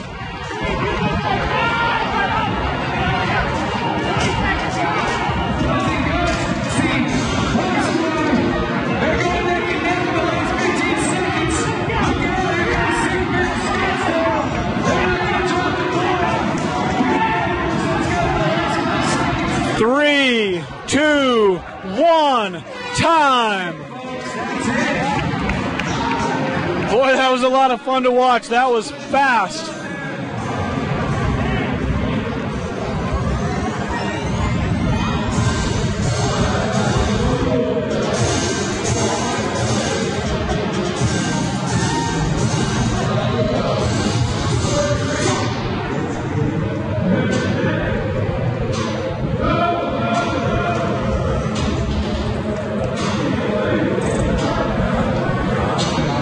We got to give another shout out to Nutrifor Sports. We're talking about that $15,000 in prize money sponsored by them for today's winners of SICest of the Southwest. For this particular group, these RX teams, the first place team is taking home $2,000. The second place team is taking home a cool $1,000. There is no wonder that in these 2-minute AMRAPs, they are leaving everything they can out there. Get it all together. We're trying to start this heat in the next 2 to 3 minutes.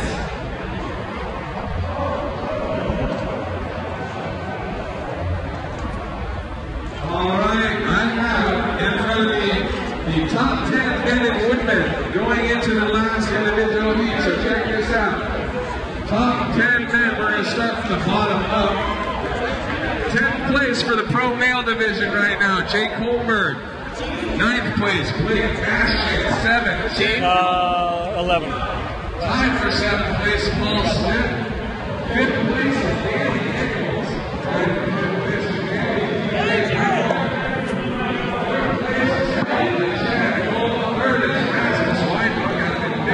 All right, folks at home, Ammon Woods here, SICfit.com, giving you a quick score update on the intermediate teams.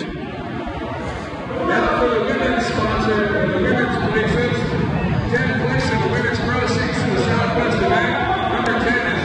Here's the way it shakes out overall so far. Kingman CrossFit in first place, CrossFit Northwest, and Deer Valley tied for second. So they're second and third. Alessandra Picelli. Tied for second with Alessandra's Lauren Fisher. And standing alone on top right now, Taylor Stallings. This will be posted on that big cement column that I'm pointing at. Your overall pros, first, second, and third, are Kavika Henderson in first, Moses Cordova in second, and Rasmus Weisbeck in third. For the women, Taylor Stalling in first, Lauren Fisher from CrossFit Invictus, and Alessandra Picelli. If the rest of you guys can take a knee, it's still as a spectator event. Nobody can see when you guys stand around. Except if Gene Francis stands around, that's not a problem. Gene, you can stand anywhere you want on the entire floor. There's no way to do that.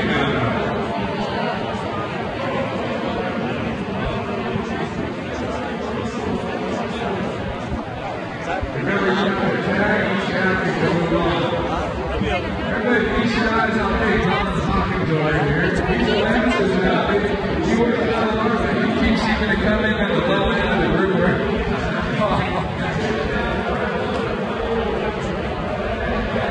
Got a lot of local faces out here.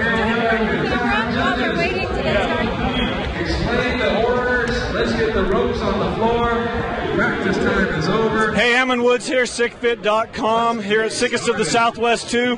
I'm here with Adam Brocious from NutriKey, new company. Why don't you tell us a little bit about the company and what you guys offer?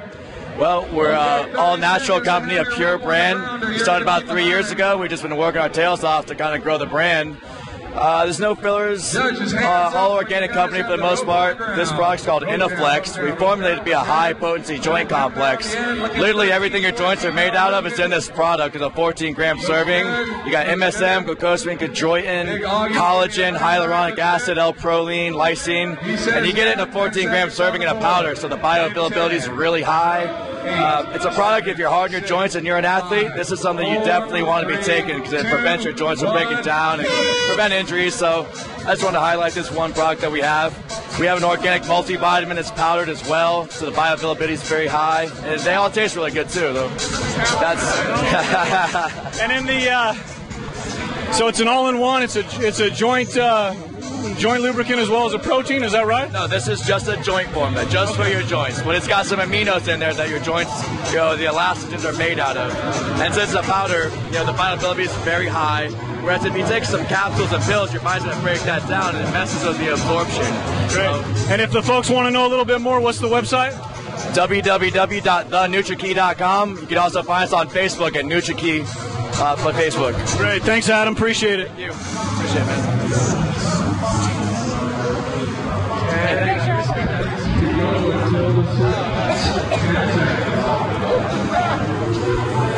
All right, we're live. Heat 11, Teams Pro Division.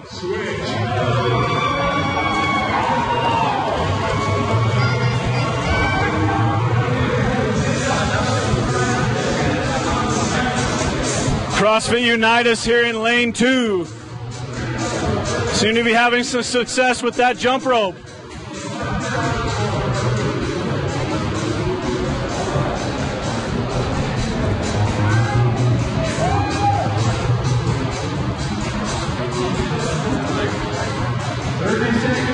Team RX here wearing pink for breast cancer awareness. CrossFit Havasu.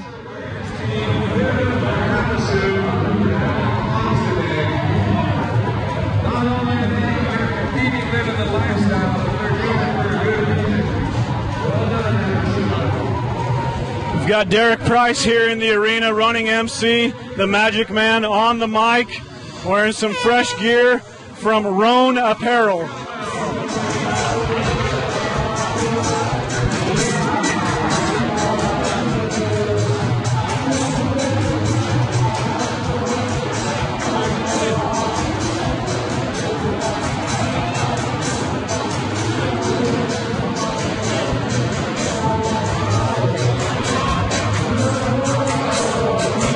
These athletes on these teams are now doing a 2-minute AMRAP, as many reps as possible of kettlebell swings. The weight is 70 pounds. We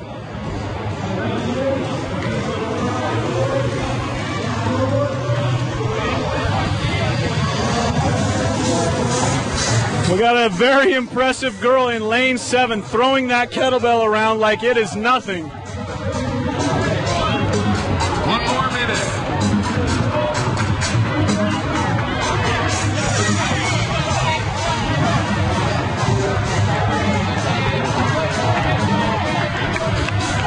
Core CrossFit in lane 7. Throwing that kettlebell around like it is nothing. Very impressive.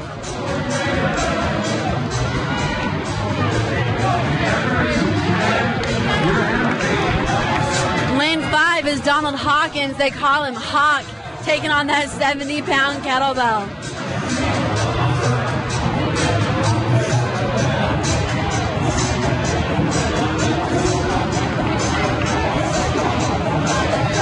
You know, it looks like a kettlebell is just something you kind of swing down and pick back up, but it is actually a highly technical movement. So, Ammon, for those people watching at home right now, what are they looking for? What helps make this movement more efficient? You know, a lot of people just looking at this, if they've never done it before, it may look like a shoulder exercise, but it is actually the majority using your core. It is all the way, and when I say core, I mean starting just below your pecs all the way to your upper thighs. It is definitely a hip complex movement. We're now moving on to the wall ball shots. Again, these athletes have to hit the center of that target. If it's just below that, there will be no rep. You know, the interesting thing about these wall balls, Ammon, is that really it's a thruster in disguise. You know, they're right now getting into that bottom squat just like you would in a thruster, and then pushing that weight overhead. It might only be with a wall ball, but don't let it fool you. This is how a lot of us train to get onto that next movement. This is actually how I like my thrusters dressed up. Just like I like my donuts. Put a little frosting on top. Paleo donuts, paleo donuts.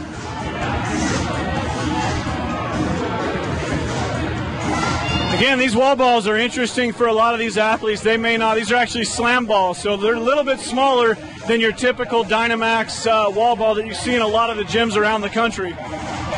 Everybody seems to be doing fairly well with them. However, with these smaller balls, if that ball gets in front of you at all, it will slide through your hands and hit the deck pretty fast. Coach Gene Francis cheering on regional athlete Marcy Lopeman. We're looking at lane 1, Havasu CrossFit, supporting breast cancer awareness. In lane 2, we've got Unitas CrossFit. In lane 3, 2.0. In lane 4, 702. Lane 5, Never Enough CrossFit. Lane 6, East Valley. Lane 7, Core. Lane 8, CSA powered by WFit. Lane 9, CrossFit Flagstaff. Down in lane 10, we've got Allied CrossFit. Totally lost my spot there. Lane 11, an unaffiliated Utah team. People pulled across from North Carolina, from Utah, from all over the place. Led by Zach Ludlow out of Great Salt Lake. In lane 12, we have CrossFit Full Throttle. Lane 13, CrossFit Fury. Lane 14, Get Lifted. And in lane 15, CrossFit Forever Strong. You mentioned Marcy Lopeman. I like Marcy Lopeman a lot. She's a fantastic athlete, regional competitor. But I think what I love most about her is that she's a mother that kicks some serious butt. I love seeing moms that just get in there and kill it. Got other moms like Emily Barna from East Valley CrossFit. So impressive, such an inspiration to some of these other moms that may think, you know, hey, I'm just a mom, I can't get into this. But these girls are proof that anybody can get in and find a passion and have success at it. You know, Ammon, we talked earlier about the new influx of teenagers coming into the sport. There's something to be said for anybody coming into the sport, and we find more and more mothers, more and more people that might be considered masters level athletes stepping into this particular sport. So what do you think it is about this sport of fitness, that has that kind of universal appeal? It's a great question. I think the appeal is that it is so varied and so random that everyone can almost find something that they're good at. Right, and it's a lot of fun. It's the team environment. It's the community that makes it exciting. Nobody likes to work out by themselves. You know, you can come into a gym, you can learn the movements quickly. They're simple movements. You can make them as advanced as you want to, but everyone can find something they're good at, right? Whether it's box jumps, double unders, squatting, running, throwing, jumping.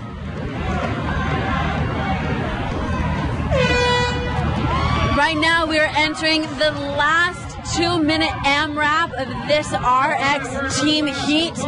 We have got a 2-minute AMRAP of 95-pound thrusters. We talked about the wall balls earlier being that squats, that weight overhead. It's happening right now.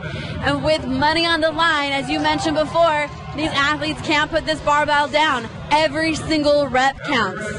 These thrusters are just ugly donuts. The non-paleo kind.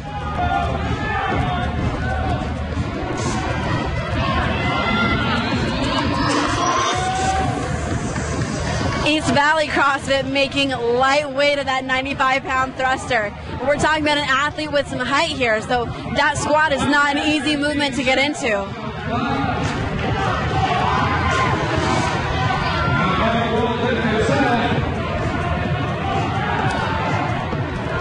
Again, very interesting. You see a good mix of male and female athletes.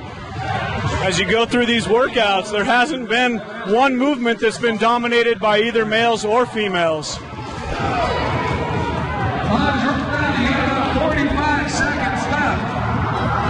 Everybody here wants more time.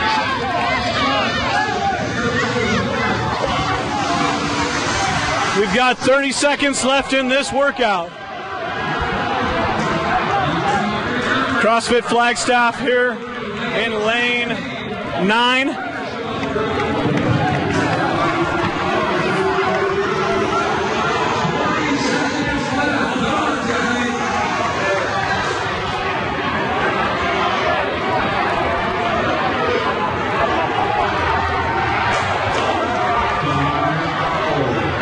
Three, 2, 1, time. That is the end of Heat 11 in the RX Teams division at SICest of the Southwest 2.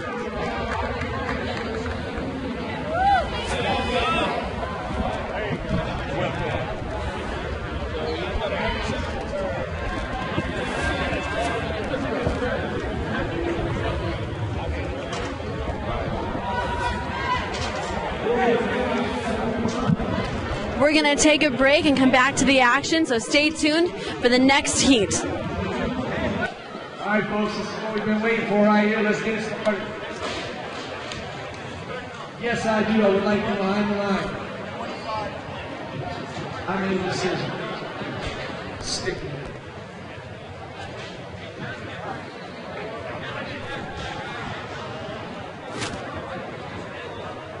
Let's go, let's wrap it up.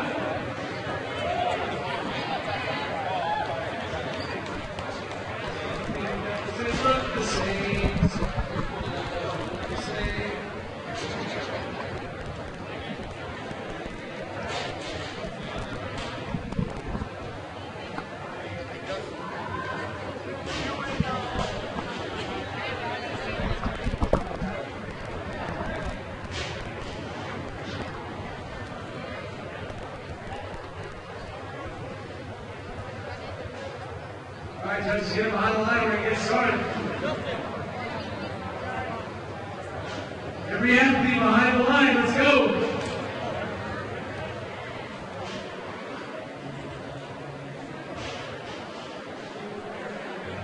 All right, get on the line in front of the bike or behind it. Pick it, judges. Go ahead, behind the bike. Everybody behind the bikes. There we go. Everybody behind the bikes. Once they're behind the bikes, put your hands up and let's get this thing rolling. All right, ladies and gentlemen, here we go on me. 10, 9, 8, 7, 6, 5, 4, 3, 2, 1, go!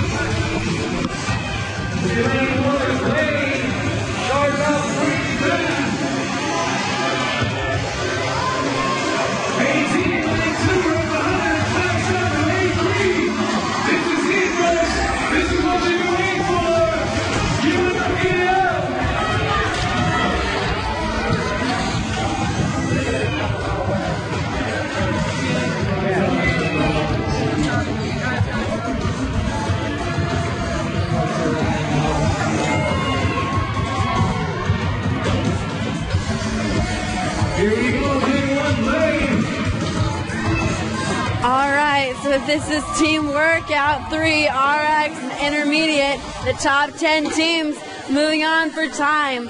20 ground to overhead, 25 toes to bar, 20 burpees, and then a 1K watt bike sprint.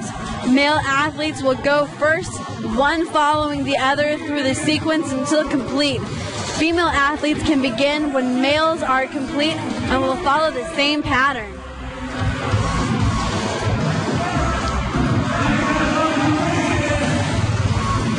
The judge is taking care to make sure that the toes on toes to bar hit the bar on every rep.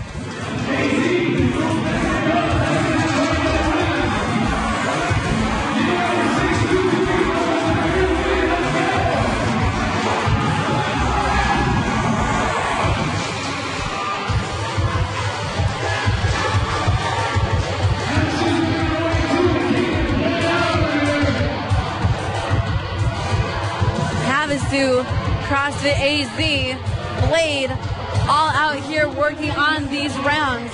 We're talking ground to overhead, toes to bar, and don't let them fool you. That can be a core buster for sure. Watching now as we have the burpees. We're talking 20 burpees, jumping both feet onto the bumper and then back to hit the next rep.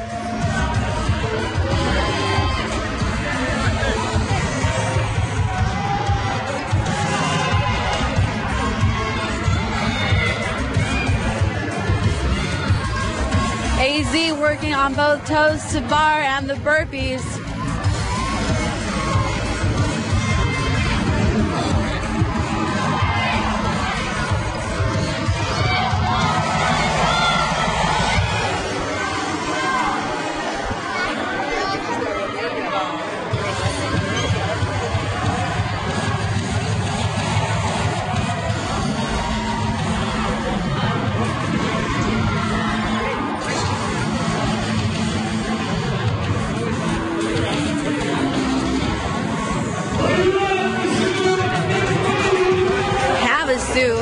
Showing what's up as they keep going.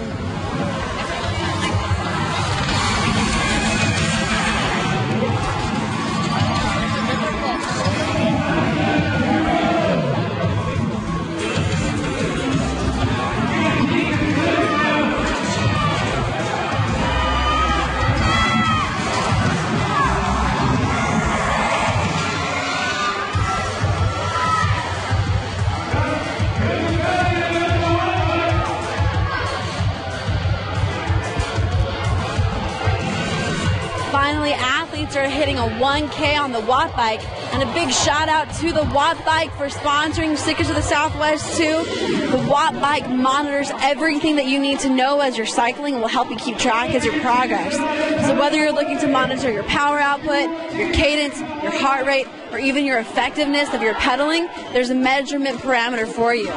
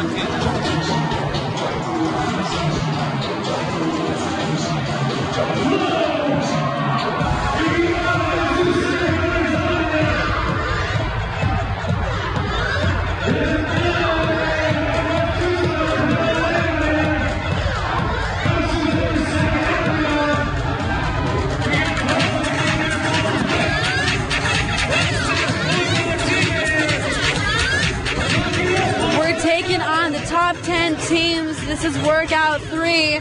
This workout is for time. It's 20 ground to overhead, 25 toes to bar, 20 burpees, and then a 1K watt bike sprint.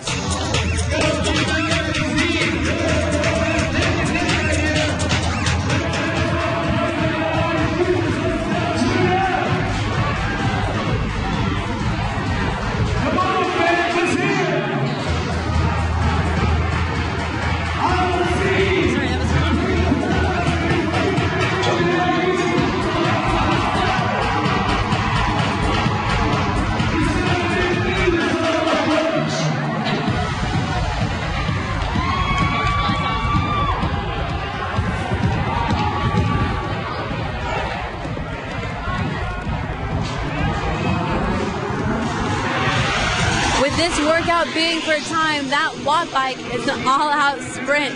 We've got CrossFit AZ moving on to the ground to overhead.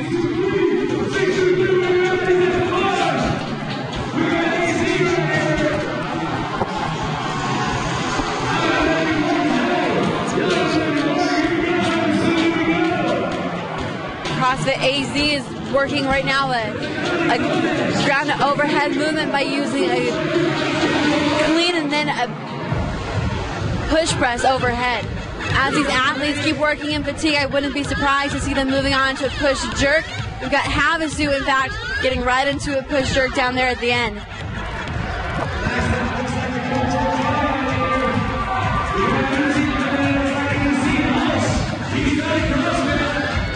CrossFit Northwest Tucson, Desert Valley, Havasu, East Valley, CrossFit Blur, CrossFit 623, Flagstaff, CrossFit Arizona, and CrossFit Blade.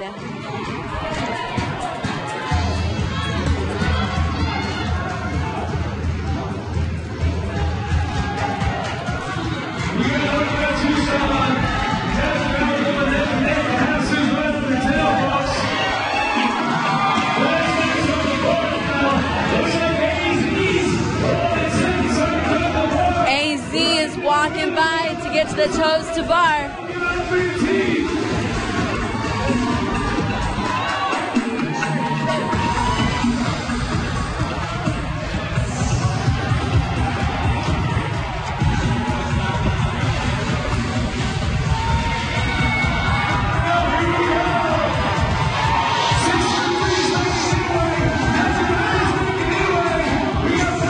All sorts of athletes hitting the bar now for toes to bar.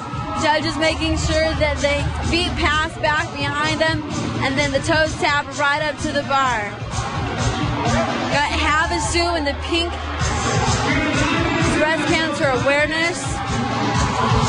These are the top 10 teams.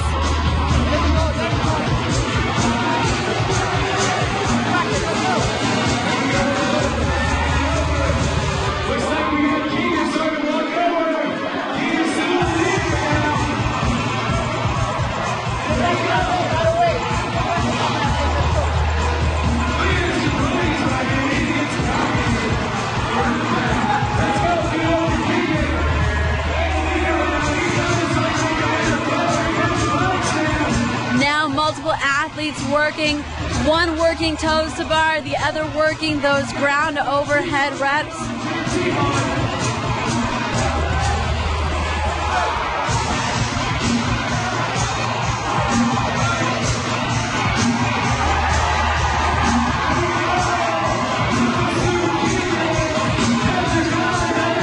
CrossFit Blade moving on to the toes to bar.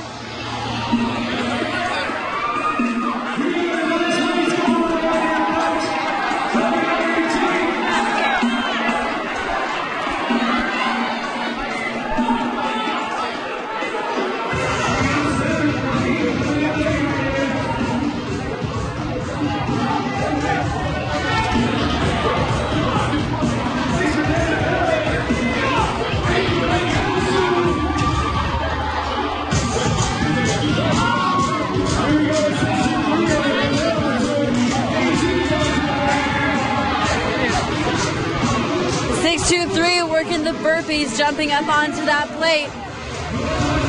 AZ working the burpees onto their plate. Havasu, Desert Valley, and CrossFit Northwest Tucson. These are the top 10 teams doing a workout for time.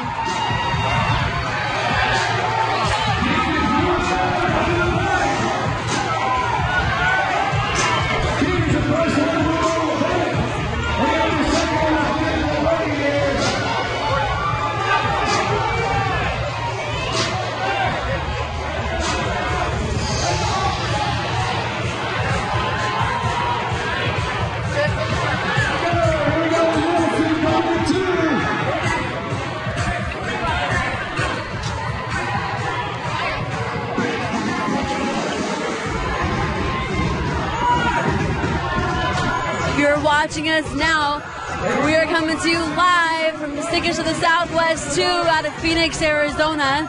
This is the last stop on the Europa Tour. We started off in Orlando, went up to Hartford, Connecticut, dropped down to Dallas, Texas, and here we are in Phoenix, Arizona. Registration is open now for SICest of the Pacific West, coming to you from the beaches of Ka'anapali, Hawaii. That will be a 2-day, 2-team event.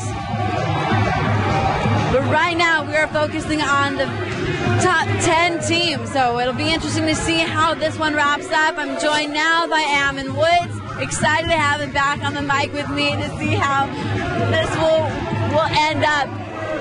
Our first set of athletes are jumping on the watt bike. Ammon, what can you tell us about this? This is not a super common movement in these different sports.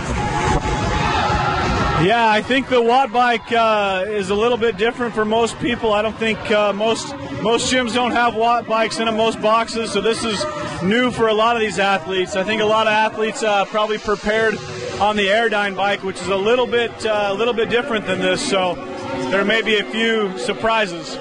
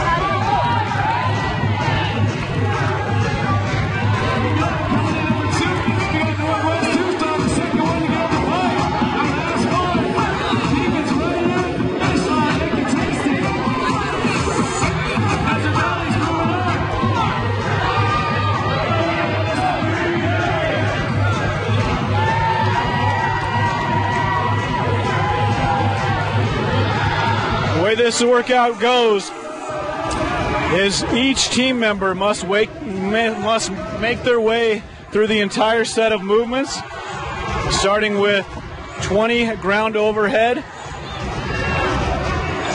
Starting with the male athlete, once the male completes that movement, they move on to the 25 toes to bar.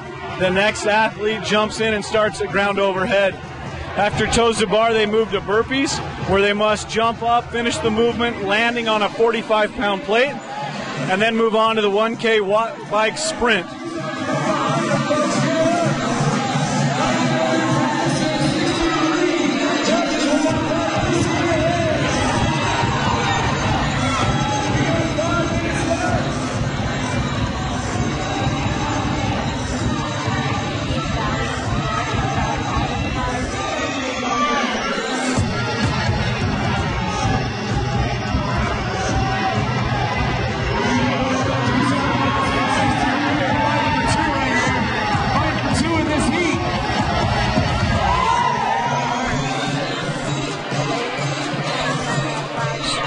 We've got CrossFit Blade here in lane 1, hammering away on that watt bike.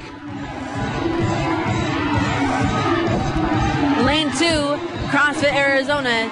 Lane 3, CrossFit Flagstaff. Lane 4, CrossFit 623. Lane 5, CrossFit Blur. In 6, East Valley CrossFit. 7, Havasu CrossFit in the pink. We've got got Desert Valley, CrossFit Northwest, all going at it right now.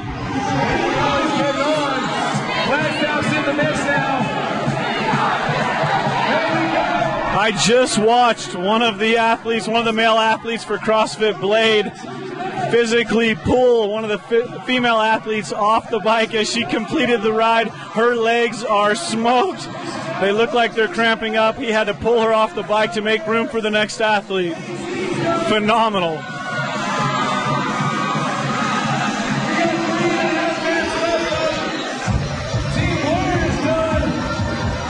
Team Blur has finished the workout.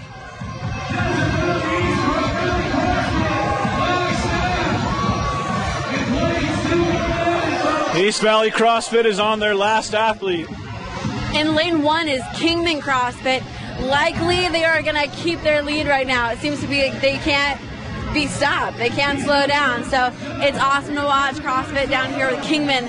Watch them go and do what they do. And again, these athletes are competing for prize money. There is prize money up for grabs for the intermediate athletes.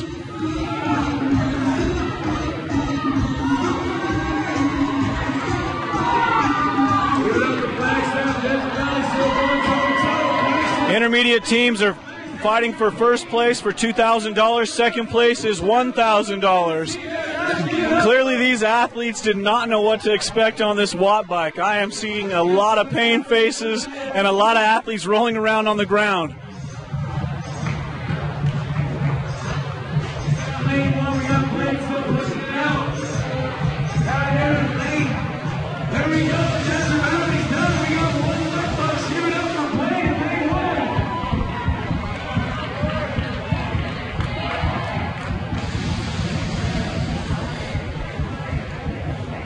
CrossFit Blade here in lane 1, finishing up the workout. Hammering away on that watt bike.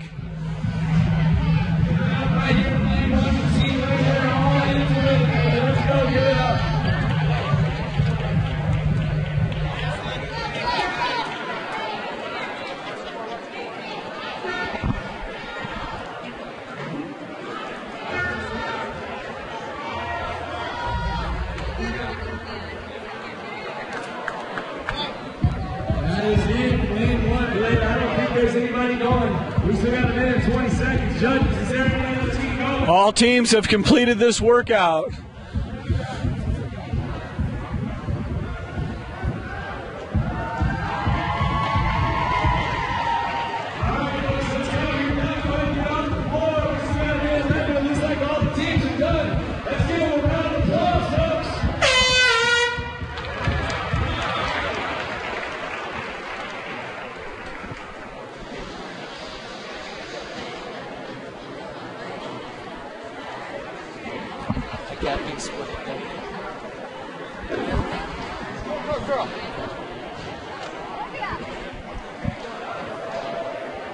All right, folks, tuning in at home, SICfit.com. This is Ammon Woods from SICest of the Southwest 2. We're about to start the RX teams, final top 10, where they will have to begin with 20 ground overhead at 135 pounds. Once they complete that athlete will move on to 25 toes to bar, where the second athlete will start the 20 ground overhead. They will then move from toes to bar to 20 burpees, coming off the ground and landing on a 45-pound plate. And then from there, moving on to a 1K watt bike sprint. So the way this works is once one athlete completes one movement and moves on, the next athlete on their team can begin.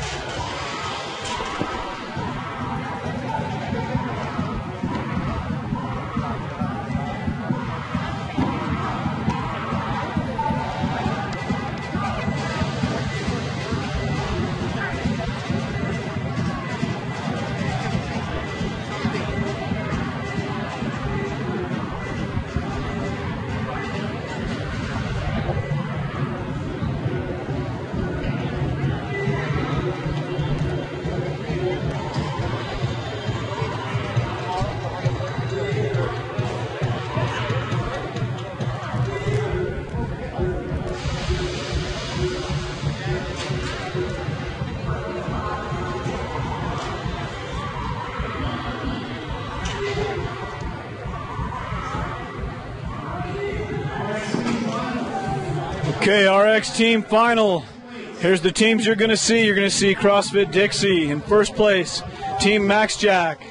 CSA, powered by WFit. CrossFit Now. CrossFit Magna. East Valley CrossFit. Get Lifted. Urban Warfit. CrossFit Fury Bomb Squad. And Invictus. Those will be your top 10 pro RX teams. And in a fun turn of events, there's actually 11. We also have CrossFit Unitas coming in here as well. So we'll see 11 teams for this this workout here.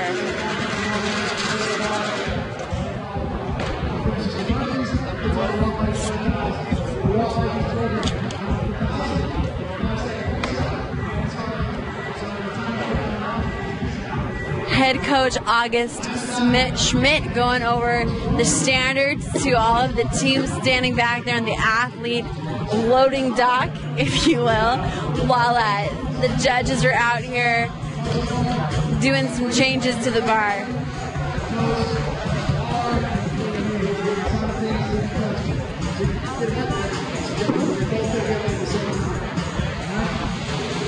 Dan Lennon, in charge of all the equipment right here, has done a phenomenal job making sure that everything is wiped down, changed out, and ready to go.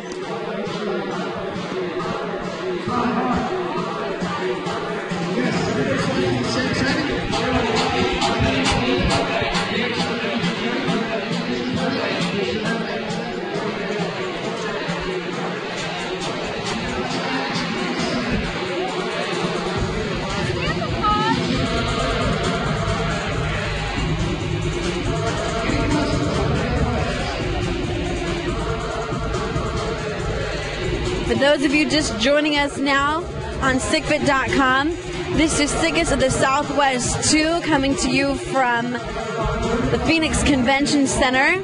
This year the prize money is bigger and better than ever before, brought to you by Nutriforce Sports. Athletes today have been working through 6 separate strength and conditioning tests, and SICfit decided to raise the stakes with a $15,000 payday.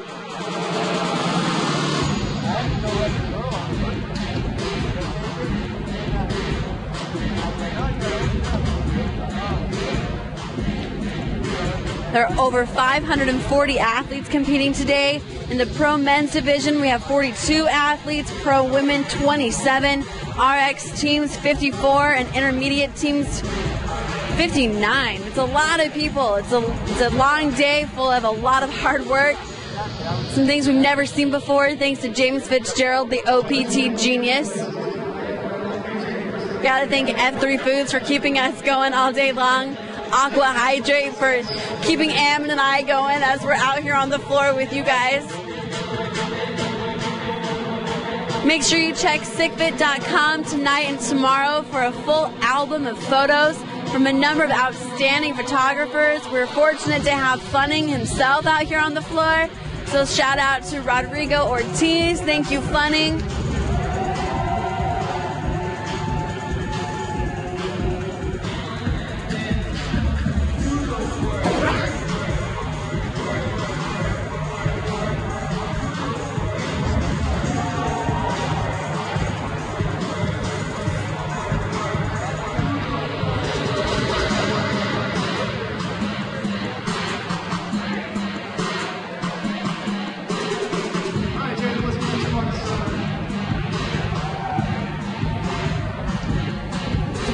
Anybody that's been watching this all day long, I just got to go back to that adaptive showcase for a second. Give a shout out to those 3 absolutely outstanding athletes, Ben Lunick, Steve Heidemann, and Steph Hammerman.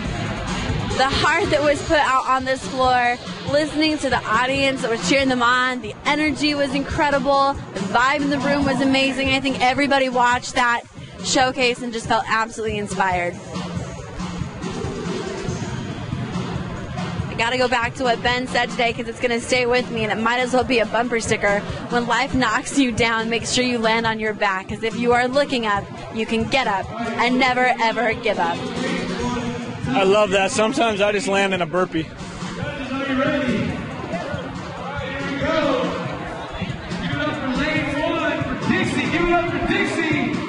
All right. right, here we go. We have our RX teams. In lane 1, we have Dixie. In lane 2, Max Jax.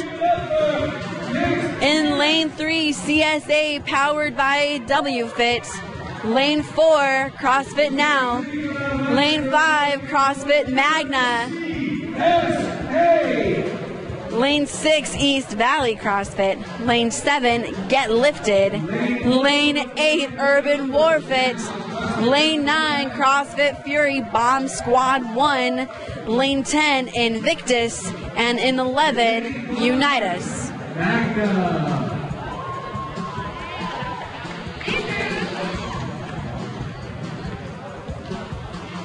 In lane 6, let's give it up for East Valley CrossFit.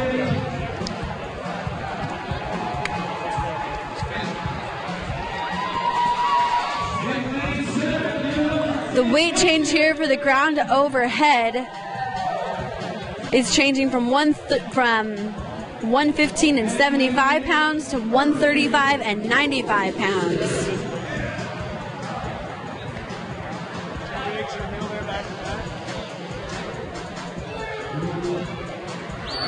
The Team RX Workout 3 movement standards for time. This is 20 ground to overhead at 135 and 95. 25 toes to bar, 20 burpees jumping up onto a 45-pound bumper, and then a 1K watt bike sprint. The ground to overhead standards is the bar starts on the ground and finishes overhead. At the top, an open knee, hip, and shoulder and elbow. For the toes to bar, the feet behind the vertical plane at the bottom, and then both feet touching the bar at the same time. August holds no punches when talking to his judges, so they are taking a keen eye to make sure that every movement is done accurately. For the burpees, chest and thigh to the ground, jump onto the plate at the top, an open knee and hip. Then on the watt bike sprint, everyone will be at the same damper setting. Stacy, this is the first time today that we've actually seen a difference in weight for men and women. Up until now, everybody's been required to lift the same amount of weight.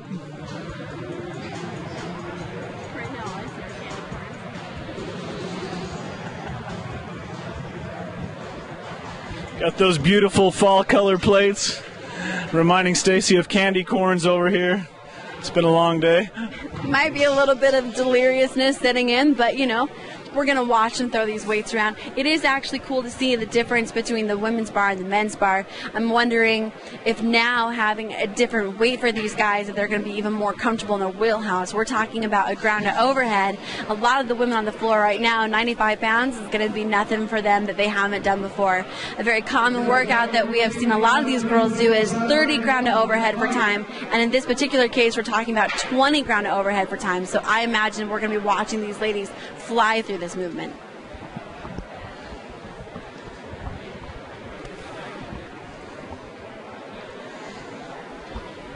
Luke, as we move into this final workout for the pro teams, who do you like and why?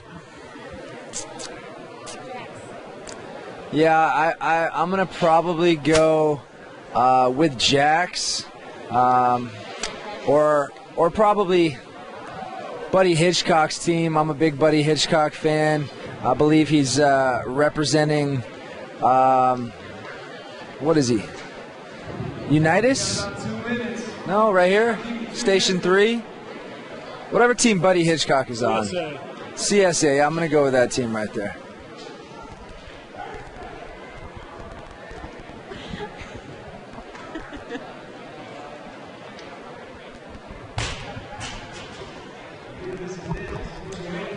If you're still listening, jump on. If you'd like more words of wisdom from Luke Kayam, please feel free to email me, Luke, L-U-K-E, at SICfit.com.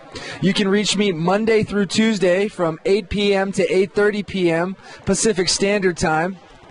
And I will be checking my email every other month moving forward. I'm going to take that plug for a second. Speaking of Pacific, we've got the Pacific of the... Pacific. Guys, we're delirious here. We have been here since 4 a.m. putting on this show. I know some of you have had formal complaints about your 10-cent an hour registration for the stream, but guess what? You'll be able to watch this for days, if not years to come, And every single time we do one of these events, it gets better and better. So we hope you enjoyed the show. We got 2 more workouts here, including the finals for the pro men and women, and they want me to plug the event in Maui. So SICest of the Pacific West, June 7th and 8th, 2014, on the beaches of Kaanapali. Pushing Paradise, baby. Pushing Paradise. Muscle Driver USA 9, 8, 7. will be the premier equipment provider of the SICest of the Pacific West. Here we go. Let's talk about the action. Buddy Hitchcock out in front, like I said. Some big, strong guys in this heat, making this look easy. CrossFit Dixie here in lane 1.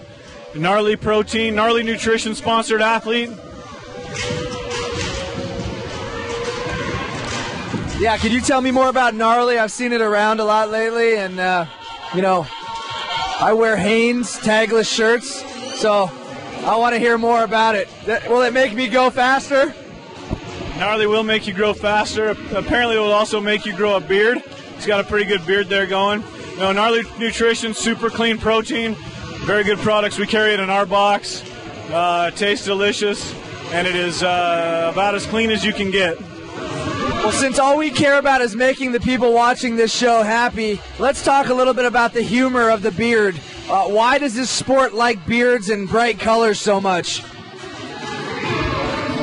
That is a good question. I don't know. I've been trying to grow a beard now for about 36 years, and I just can't quite do it, so I haven't quite figured out the secret. Because I wear black every day and I shave every other day, so neither one of those things are important in my world. If you have any questions or comments for Julie Fouché, CrossFit Games athlete, please call in right now. Call in. Call in.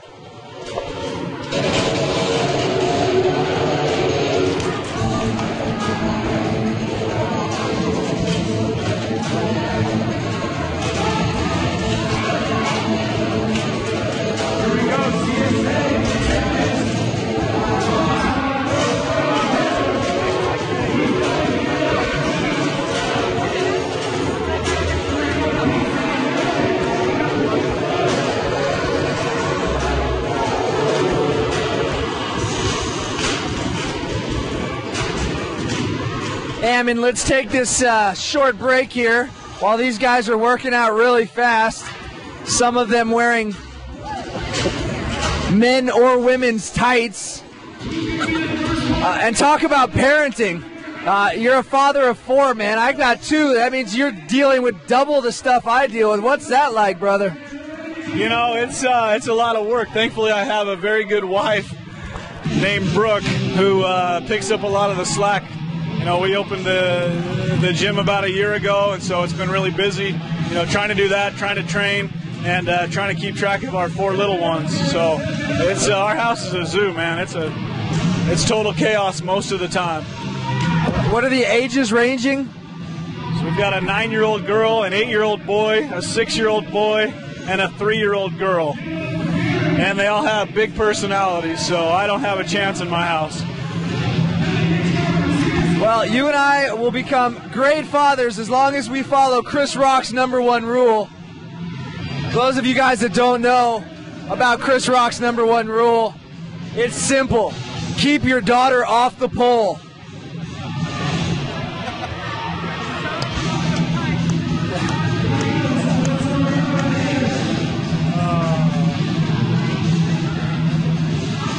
You gotta laugh a little, people. It's only exercise.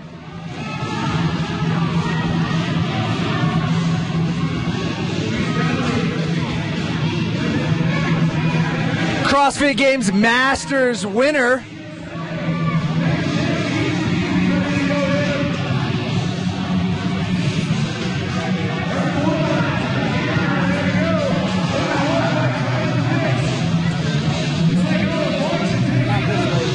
Mike Mosley on the watt bike.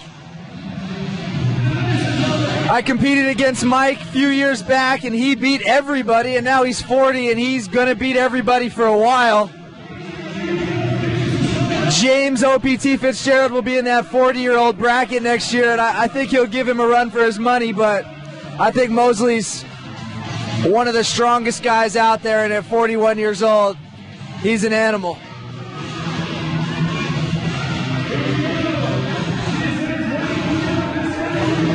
Watt Bike's a great spin to competitive fitness here. Literally, great spin.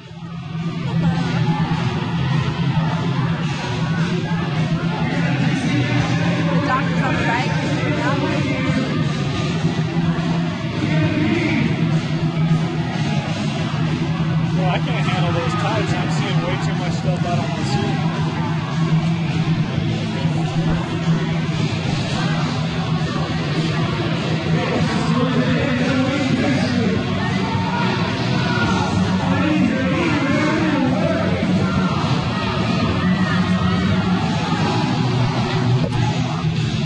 Lane assignments one more time. We have Dixie, Max Jacks, CSA, powered by WFit, CrossFit Now, Magna, East Valley, Get Lifted, Urban Warfit, Fury's Bomb Squad 1, Invictus, and Unitas.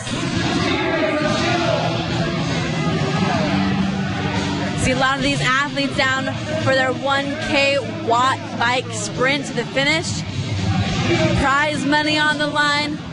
These are the top 10 pro teams.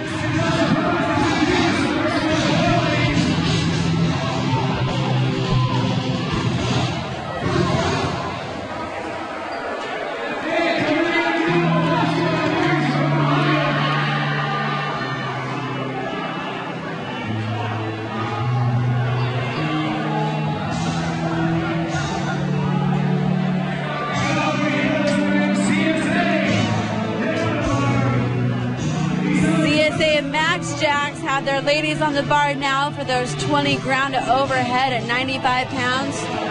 Emily Barnum making quick work at that. Beautiful form, giving a clinic out there.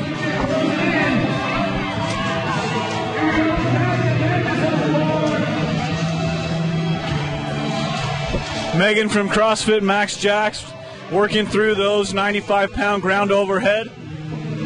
Rachel from Magna doing the same thing just behind her in the purple there. Emily Barna from East Valley just behind her.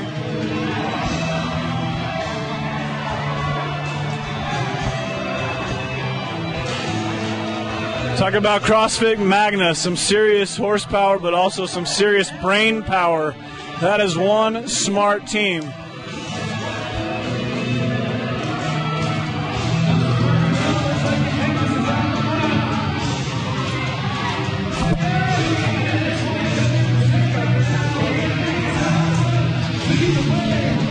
Watching Megan set for those 20 overhead. She's moving on to a push jerk to get that bar overhead at 95 pounds. Working a work rest cycle.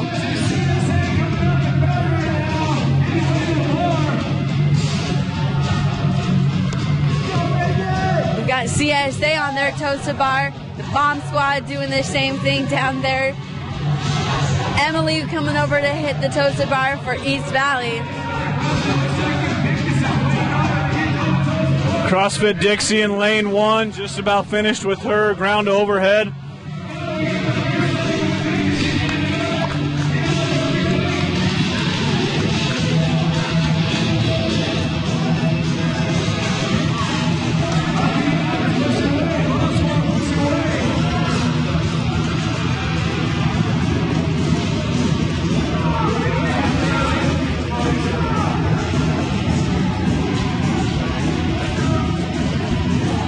CrossFit Dixie now joining the other ladies on the bar for 25 toes to bar.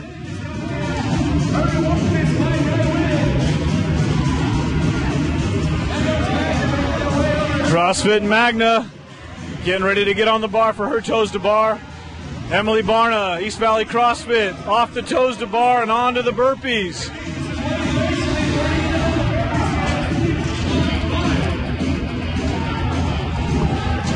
Nicole DeHart down at the end from Invictus is also on her burpees.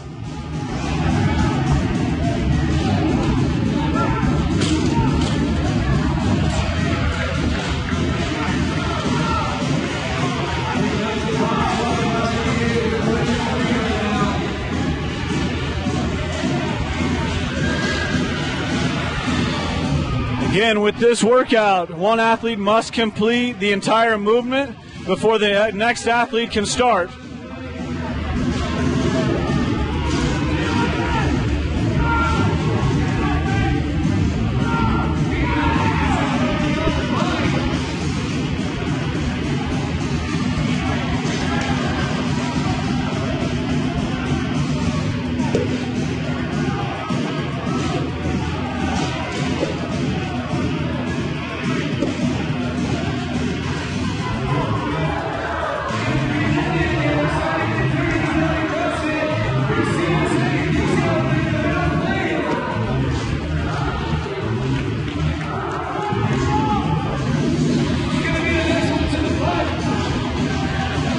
You have Laura Dickerson down in lane 8 for Urban Warfit, working on her ground overhead.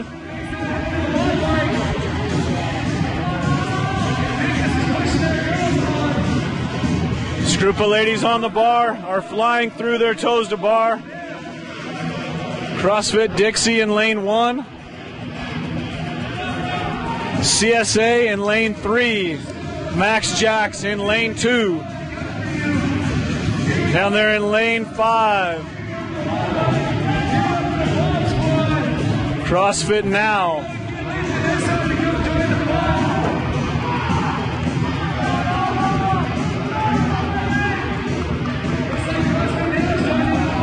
Again, these athletes, as they complete their burpees, they must jump up on that 45-pound plate.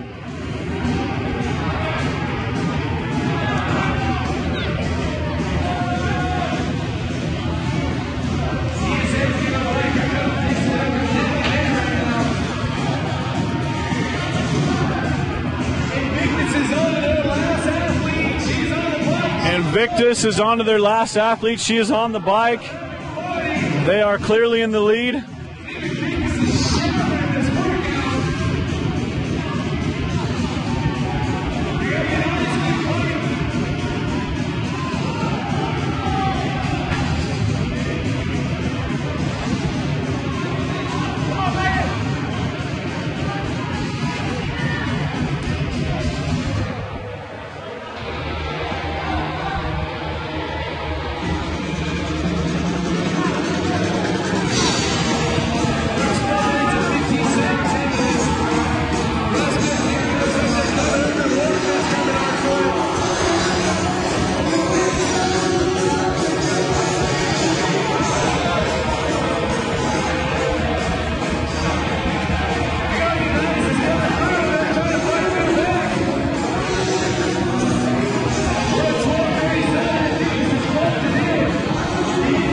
Most of these teams are now on the bike with their second to last athlete.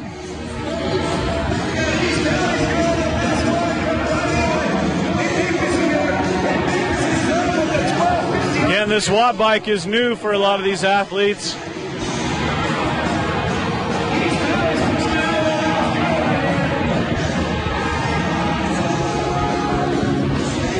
CrossFit Magna hammering away on that watt bike.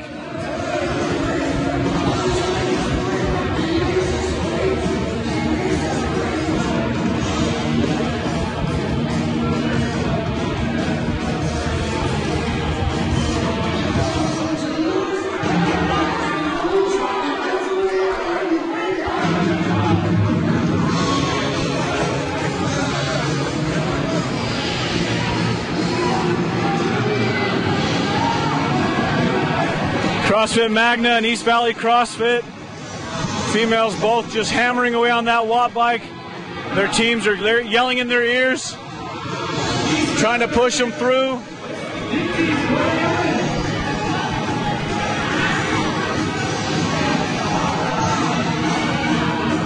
Head judge August Schmidt looking on as his team pushes to complete the watt bike.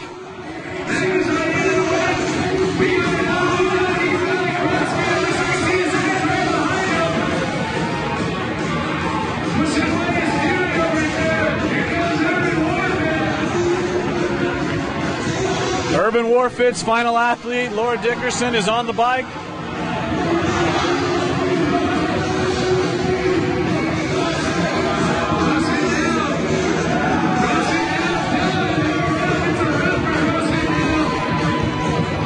CrossFit Now has completed the watt bike, completed the workout.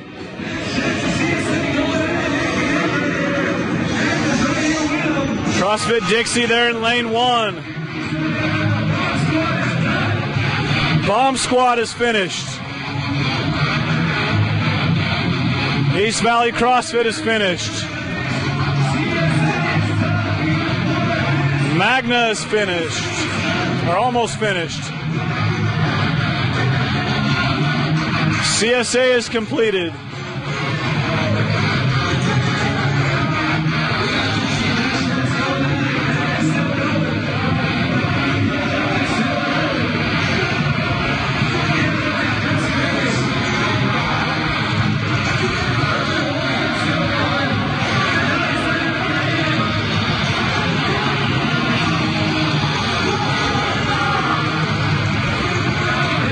Max Jax is finished.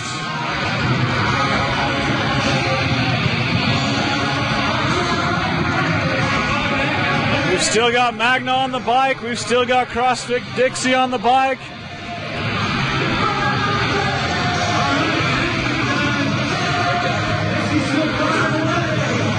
CrossFit Magna is completed. Unitas still on the bike. CrossFit Dixie still on the bike.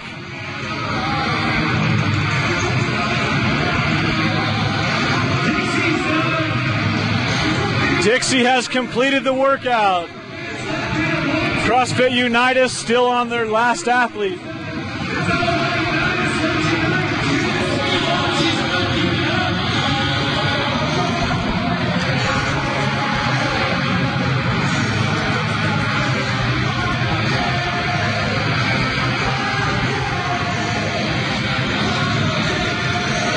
These athletes coming off the walk bike are walking a little funny, a little tender.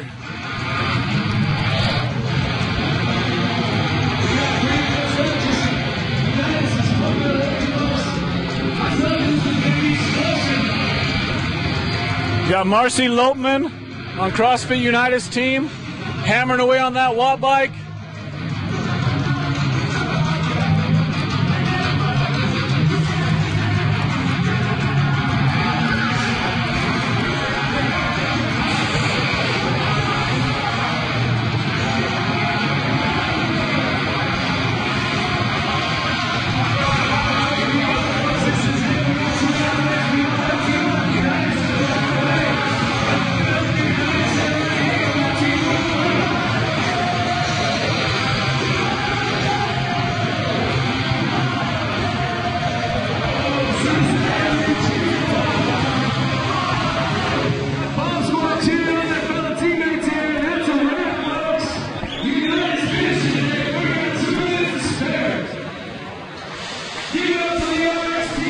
Now we're going to take a quick break while we set up for the pro men's and women's individual here on SICfit.com, Sickest of the Southwest 2.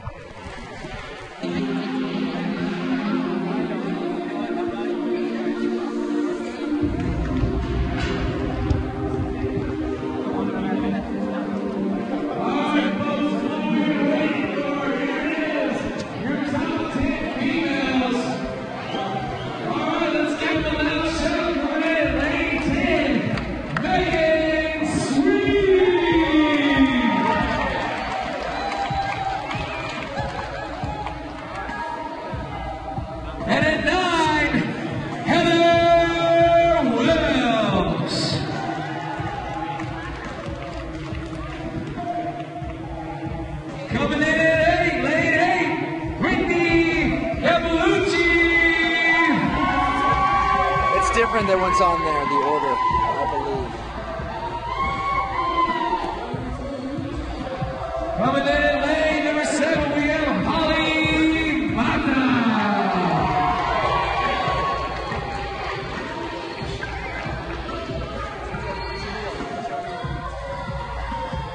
Coming in lane 6, Tennille Reed.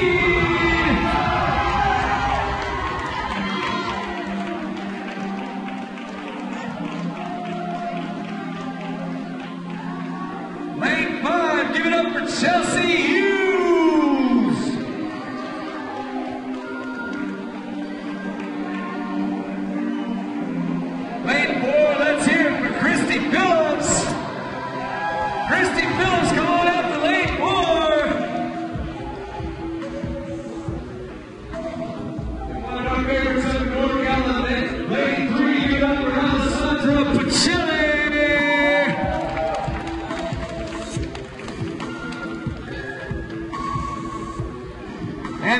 to Lloyd Fisher.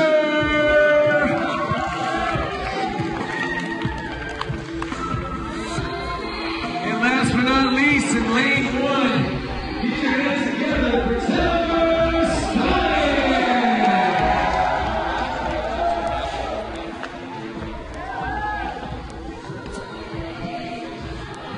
All right, this pro workout is going to be interesting. As you know, the slate has been wiped clean. This is anybody's game. No points are carried over from the first 2 rounds. This third and final workout is a round-robin style single elimination. So these top 10 athletes will do 30-second AMRAP. They'll go on the watt bike. They'll sprint for distance. There will be a 2-minute rest. Athletes remain on the bike. Lowest scoring 2 athletes are eliminated. Part 2 will be 60 seconds on the watt bike. Sprint for distance with a 2-minute rest. The lowest 2 scoring athletes will be eliminated at that point. 6 athletes will move on. It will then become a 90-second, as many reps as possible of double unders with a 2-minute rest. Lowest 2 scoring athletes will part ways, leaving us with 4 with 120-second, as many reps as possible, barbell complex for reps. Snatch grip deadlift for a single rep, squat snatch, single rep, overhead squat. This will be a 2-minute AMRAP, 135 pounds for the guys, 95 pounds for the girls. 2-minute rest, final 2 athletes will move on to the 4th and final part, which will be a 150-second AMRAP, 4 shoulder to overhead at 115 pounds, and 1 trip over and back on the monkey bars. And we're off. These ladies are flying on this watt bike. Tennille Reed, very focused, legs moving like crazy.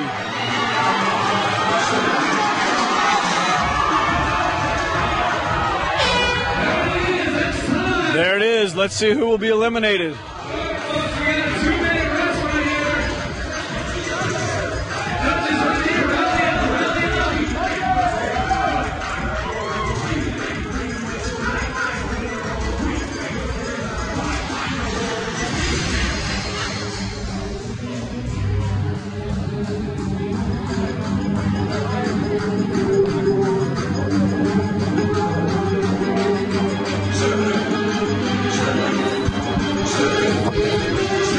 No surprise here, that was a 30-second all-out sprint. Watching these athletes throw down is nothing short of absolutely impressive. Taylor Stallings, Alessandra Pacelli, Christy Phillips, Tennille Reed, doing some serious things out here on a watt bike.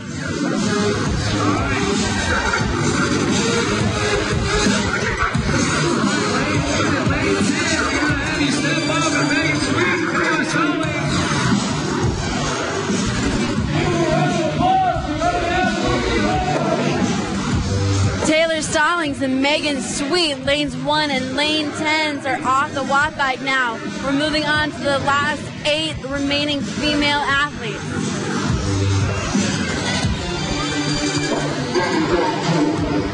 Marcus, make the call. Make the call. All right. In that first heat right there, one of the athletes gambled that all the way down. It's 1. That was in the wrong place. That didn't give her a fair opportunity on it. We're going to take a couple minutes here to recover. Listening to August Schmidt talk about what happened during that heat. In the first lane down here at the end, we had a damper that was set on the wrong setting. August is talking about taking a couple of minutes to give everybody a fair shot here. We're gonna go again. This is what happens, right? But that's what we have a head judge. August is making the call. This just turned into a 6-part workout. We're going to repeat the first segment. Thinking about Megan Sweet and Taylor Stallings, who have a second chance at this now, knowing what happened the first time around, their mental state is now in a completely different place. They will literally be riding for their lives.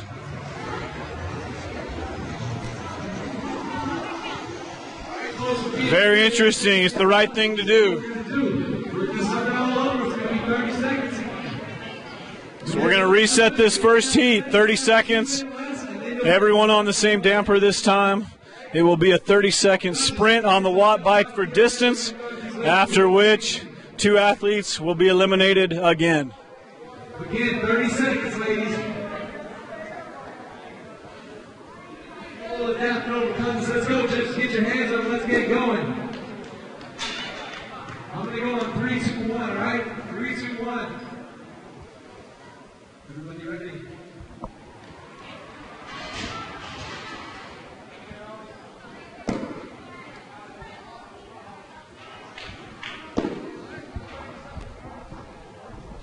Going on 3, 2, 1. I need your hands up, judges. Stay on your bike, Captain. Stay on your bike. Going on 3, 2, 1. 3, 2, 1. And we're off again. Taylor Stalling in lane 1, trying to not be eliminated a second time. Tennille Reed again, sprinting. There are 10 seconds left in this first round, after which 2 athletes will be eliminated. 3, 2, 1, time.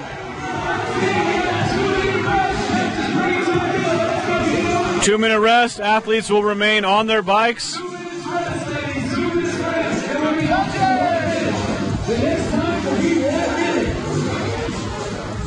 thing, 1 minute.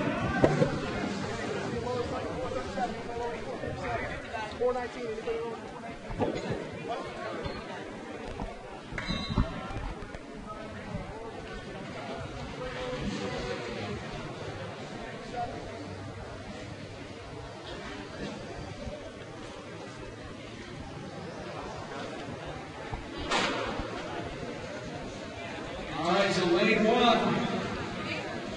Taylor Stalling. Lane 4. Give it up for Christy Phillips for pushing it out here, ladies. Great job. We got 1 minute till we start, ladies. Great job.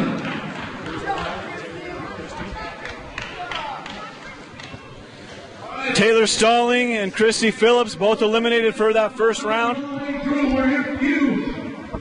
We're going for 60 seconds this time, after which 2 more people will be eliminated. We got 45 seconds.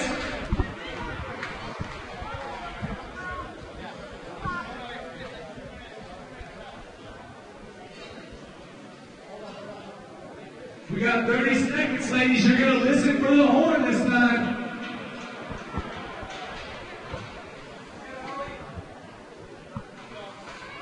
Make sure they know they're listening for the horn, not me. We got 20 seconds. Stacy, tough call. If you're Megan Sweet, what's going through your head on this second round? Here we go. Pedal faster. Do more than the person next to me. I think we had a get out of jail free card and a reset of the mental state that Megan was going through. So she has training partners like Danny Nichols, Moses Cordova. She's working out at OPT, hanging out with James Fitzgerald. So she is no stranger to intense workouts, intense situations. So I think that might work to Megan's advantage now. Okay, we're about to get the second part of the workout underway. 60 seconds, as much distance as possible in meters.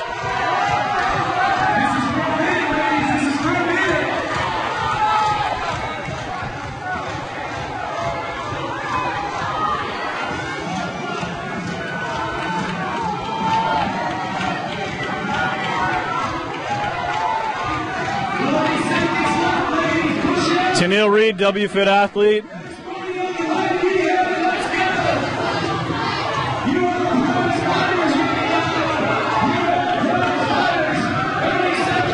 "30 seconds remaining, starting to take a toll on these ladies' legs.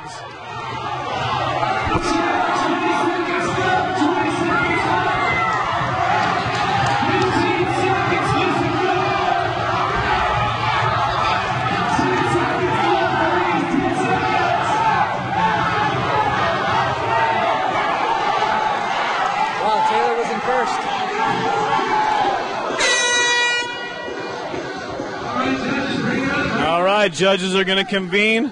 We'll figure out who the two slowest women were, and we'll eliminate them and move on.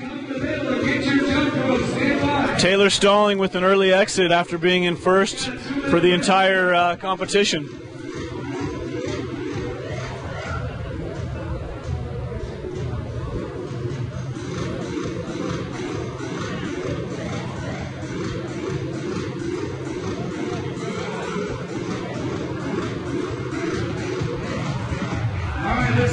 Okay, part 3 is going to be 90 seconds for distance. I'm sorry, 90 seconds of double unders.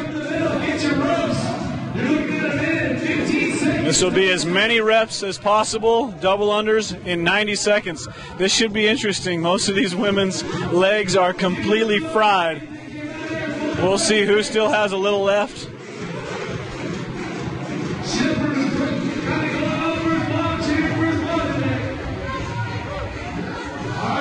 So we'll do 90 seconds with the jump ropes, then we'll eliminate 2 more women.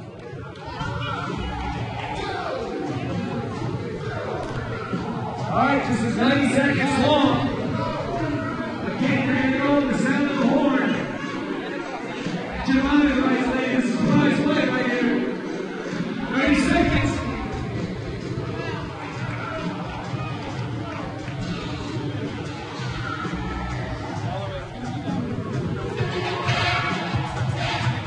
Stand by with the horn. We're looking at 15 seconds. Again, let's get little horn athletes.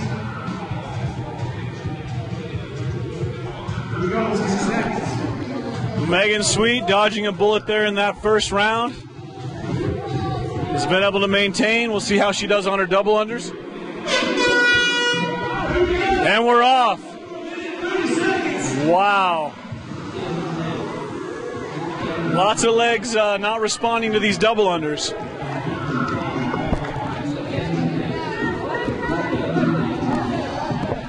Right in front of us, we have Alessandra Pacelli struggling to get the rhythm down with her double unders. Those sprints on the watt bike, and not only doing the first round one time, but having to repeat it and do it twice.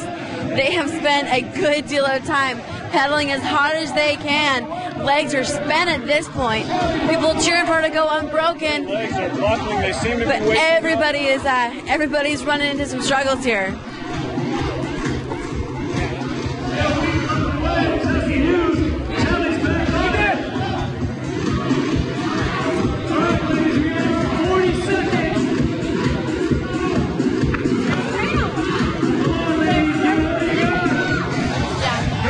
Chelsea Hughes doing very well on the double unders. Her legs seem to be fairly fresh when it comes to double unders still. She's using that crisscross across her body technique. We see a lot of people that train in boxing do that. A lot of times when you're learning how to crisscross a jump rope, that's where you start. It seems to be a nice work rest cycle for her to keep those legs moving.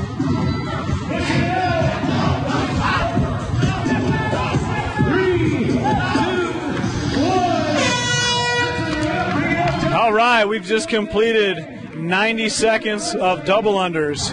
We'll take a 2-minute rest. 2 more athletes will be eliminated, or we'll move on to 120 seconds, as many reps as possible on the barbell complex.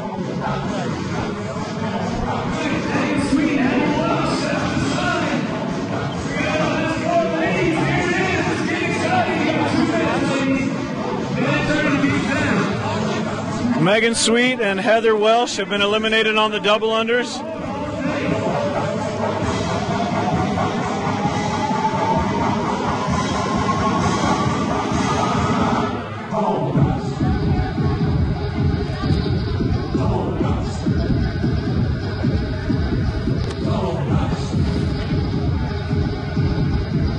We're down to 4 athletes remaining. We've got Alessandra. We've got Tanil Reed. We've got Chelsea Hughes. And Holly Mata.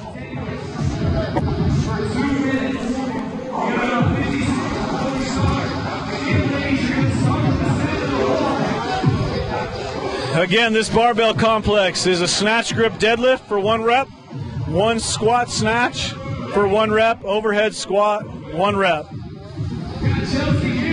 As many reps as possible in 120 seconds.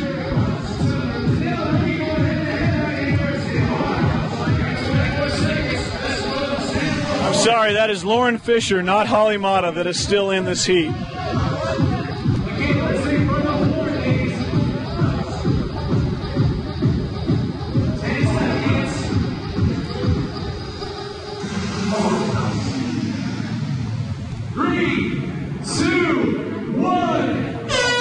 And we're off.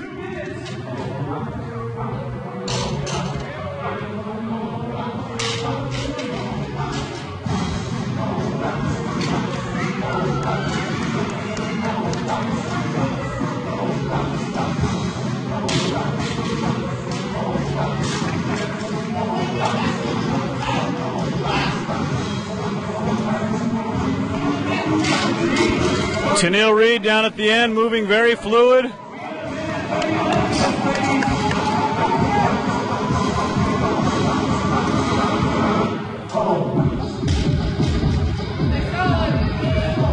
Alessandra Pacelli also moving very fluid, taking a brief moment to catch her breath before moving into the next rep.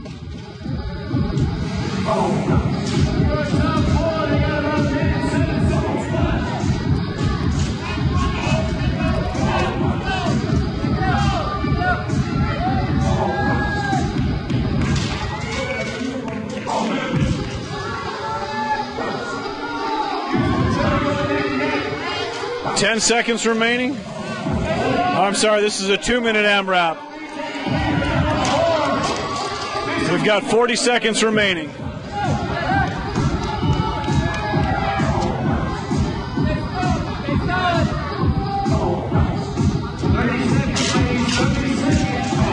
"30 seconds remaining in this workout, after which 2 girls will be eliminated."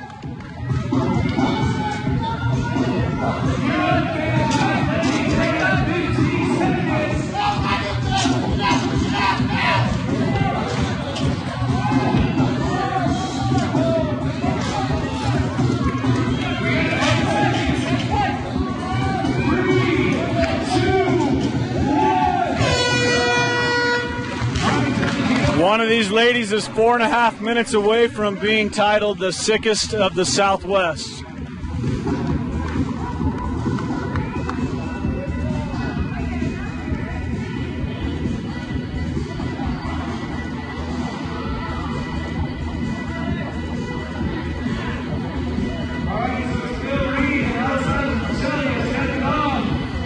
Tennille Reed and Alessandra Pacelli have been eliminated.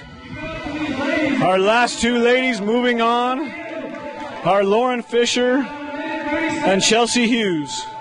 Against Lauren Fisher and Chelsea Hughes going head-to-head. This final workout will be 150 seconds to complete 4 shouldered overhead at 115 and 1 trip over and back on the monkey bars. 230, 4 shouldered overhead, 115 and 1 trip over and back on the monkey bars. As many rounds as possible in 2 minutes and 30 seconds. Athletes, you have 50 seconds till we start.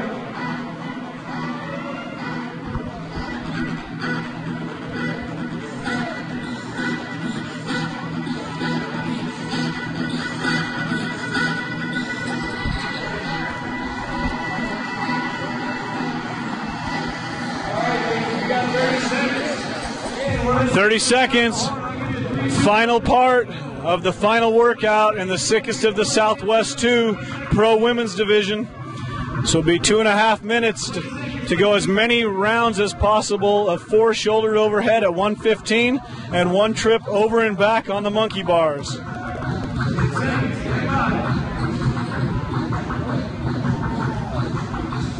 One of these ladies will be the sickest in the Southwest. And we're off. 4 shouldered overhead at 115, 1 trip over and back on the monkey bars. Lauren Fisher, first one on the bars. Chelsea Hughes flying across those monkey bars.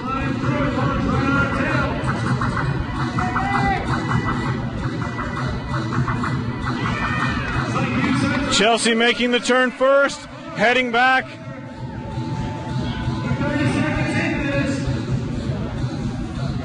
Chelsea completing that first monkey bar while Lauren's about halfway.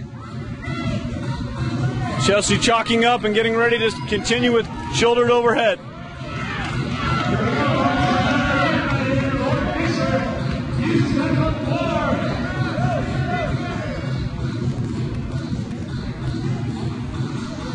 Lauren Fisher having a little bit of trouble with that monkey bar.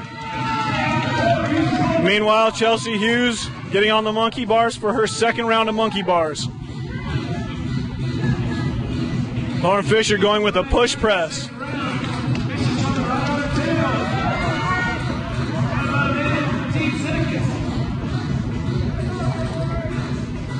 Chelsea making the turn on her second set of monkey bars. Lauren Fisher beginning her second set of monkey bars. We got 1 minute left, ladies. 1 minute left. Chelsea just flying across those monkey bars. Beginning her third round of shouldered overhead. Lauren Fisher coming off the bars halfway.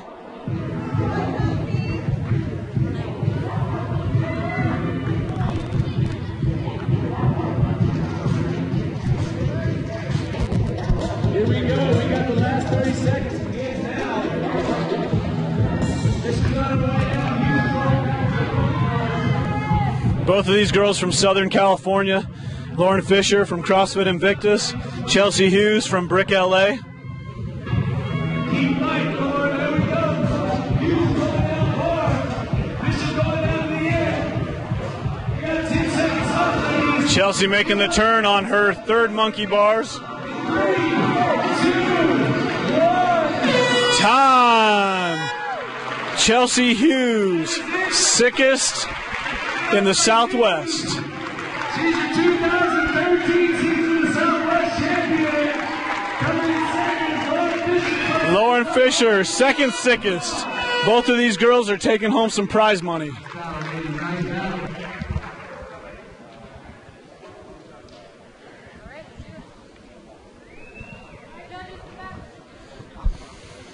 All right, coming up next, men's pro division. All right, this is The SICest of the Southwest.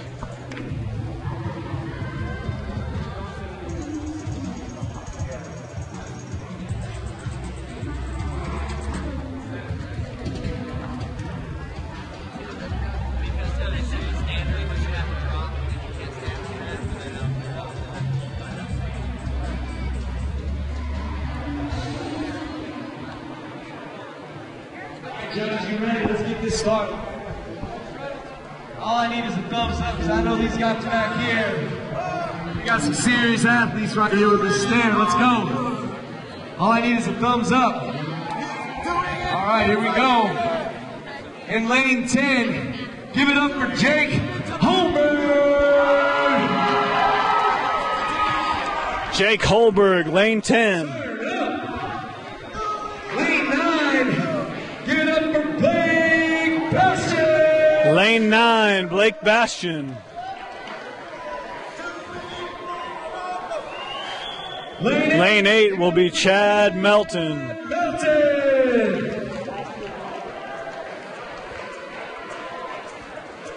Lane 7, returning champ, Paul Smith. In lane 6, Paul Smith. Crowd favorite, OPT athlete, SICFit ambassador, Danny Nichols. In lane 6, In lane 6, Dan Nichols.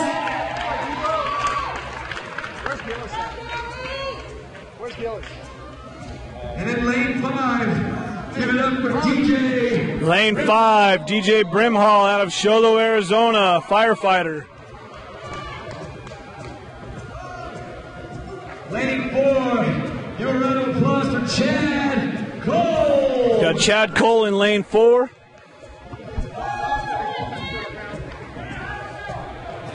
Here are your top 3 right now in lane 3. Give it up for Rasmus Wiesbeck.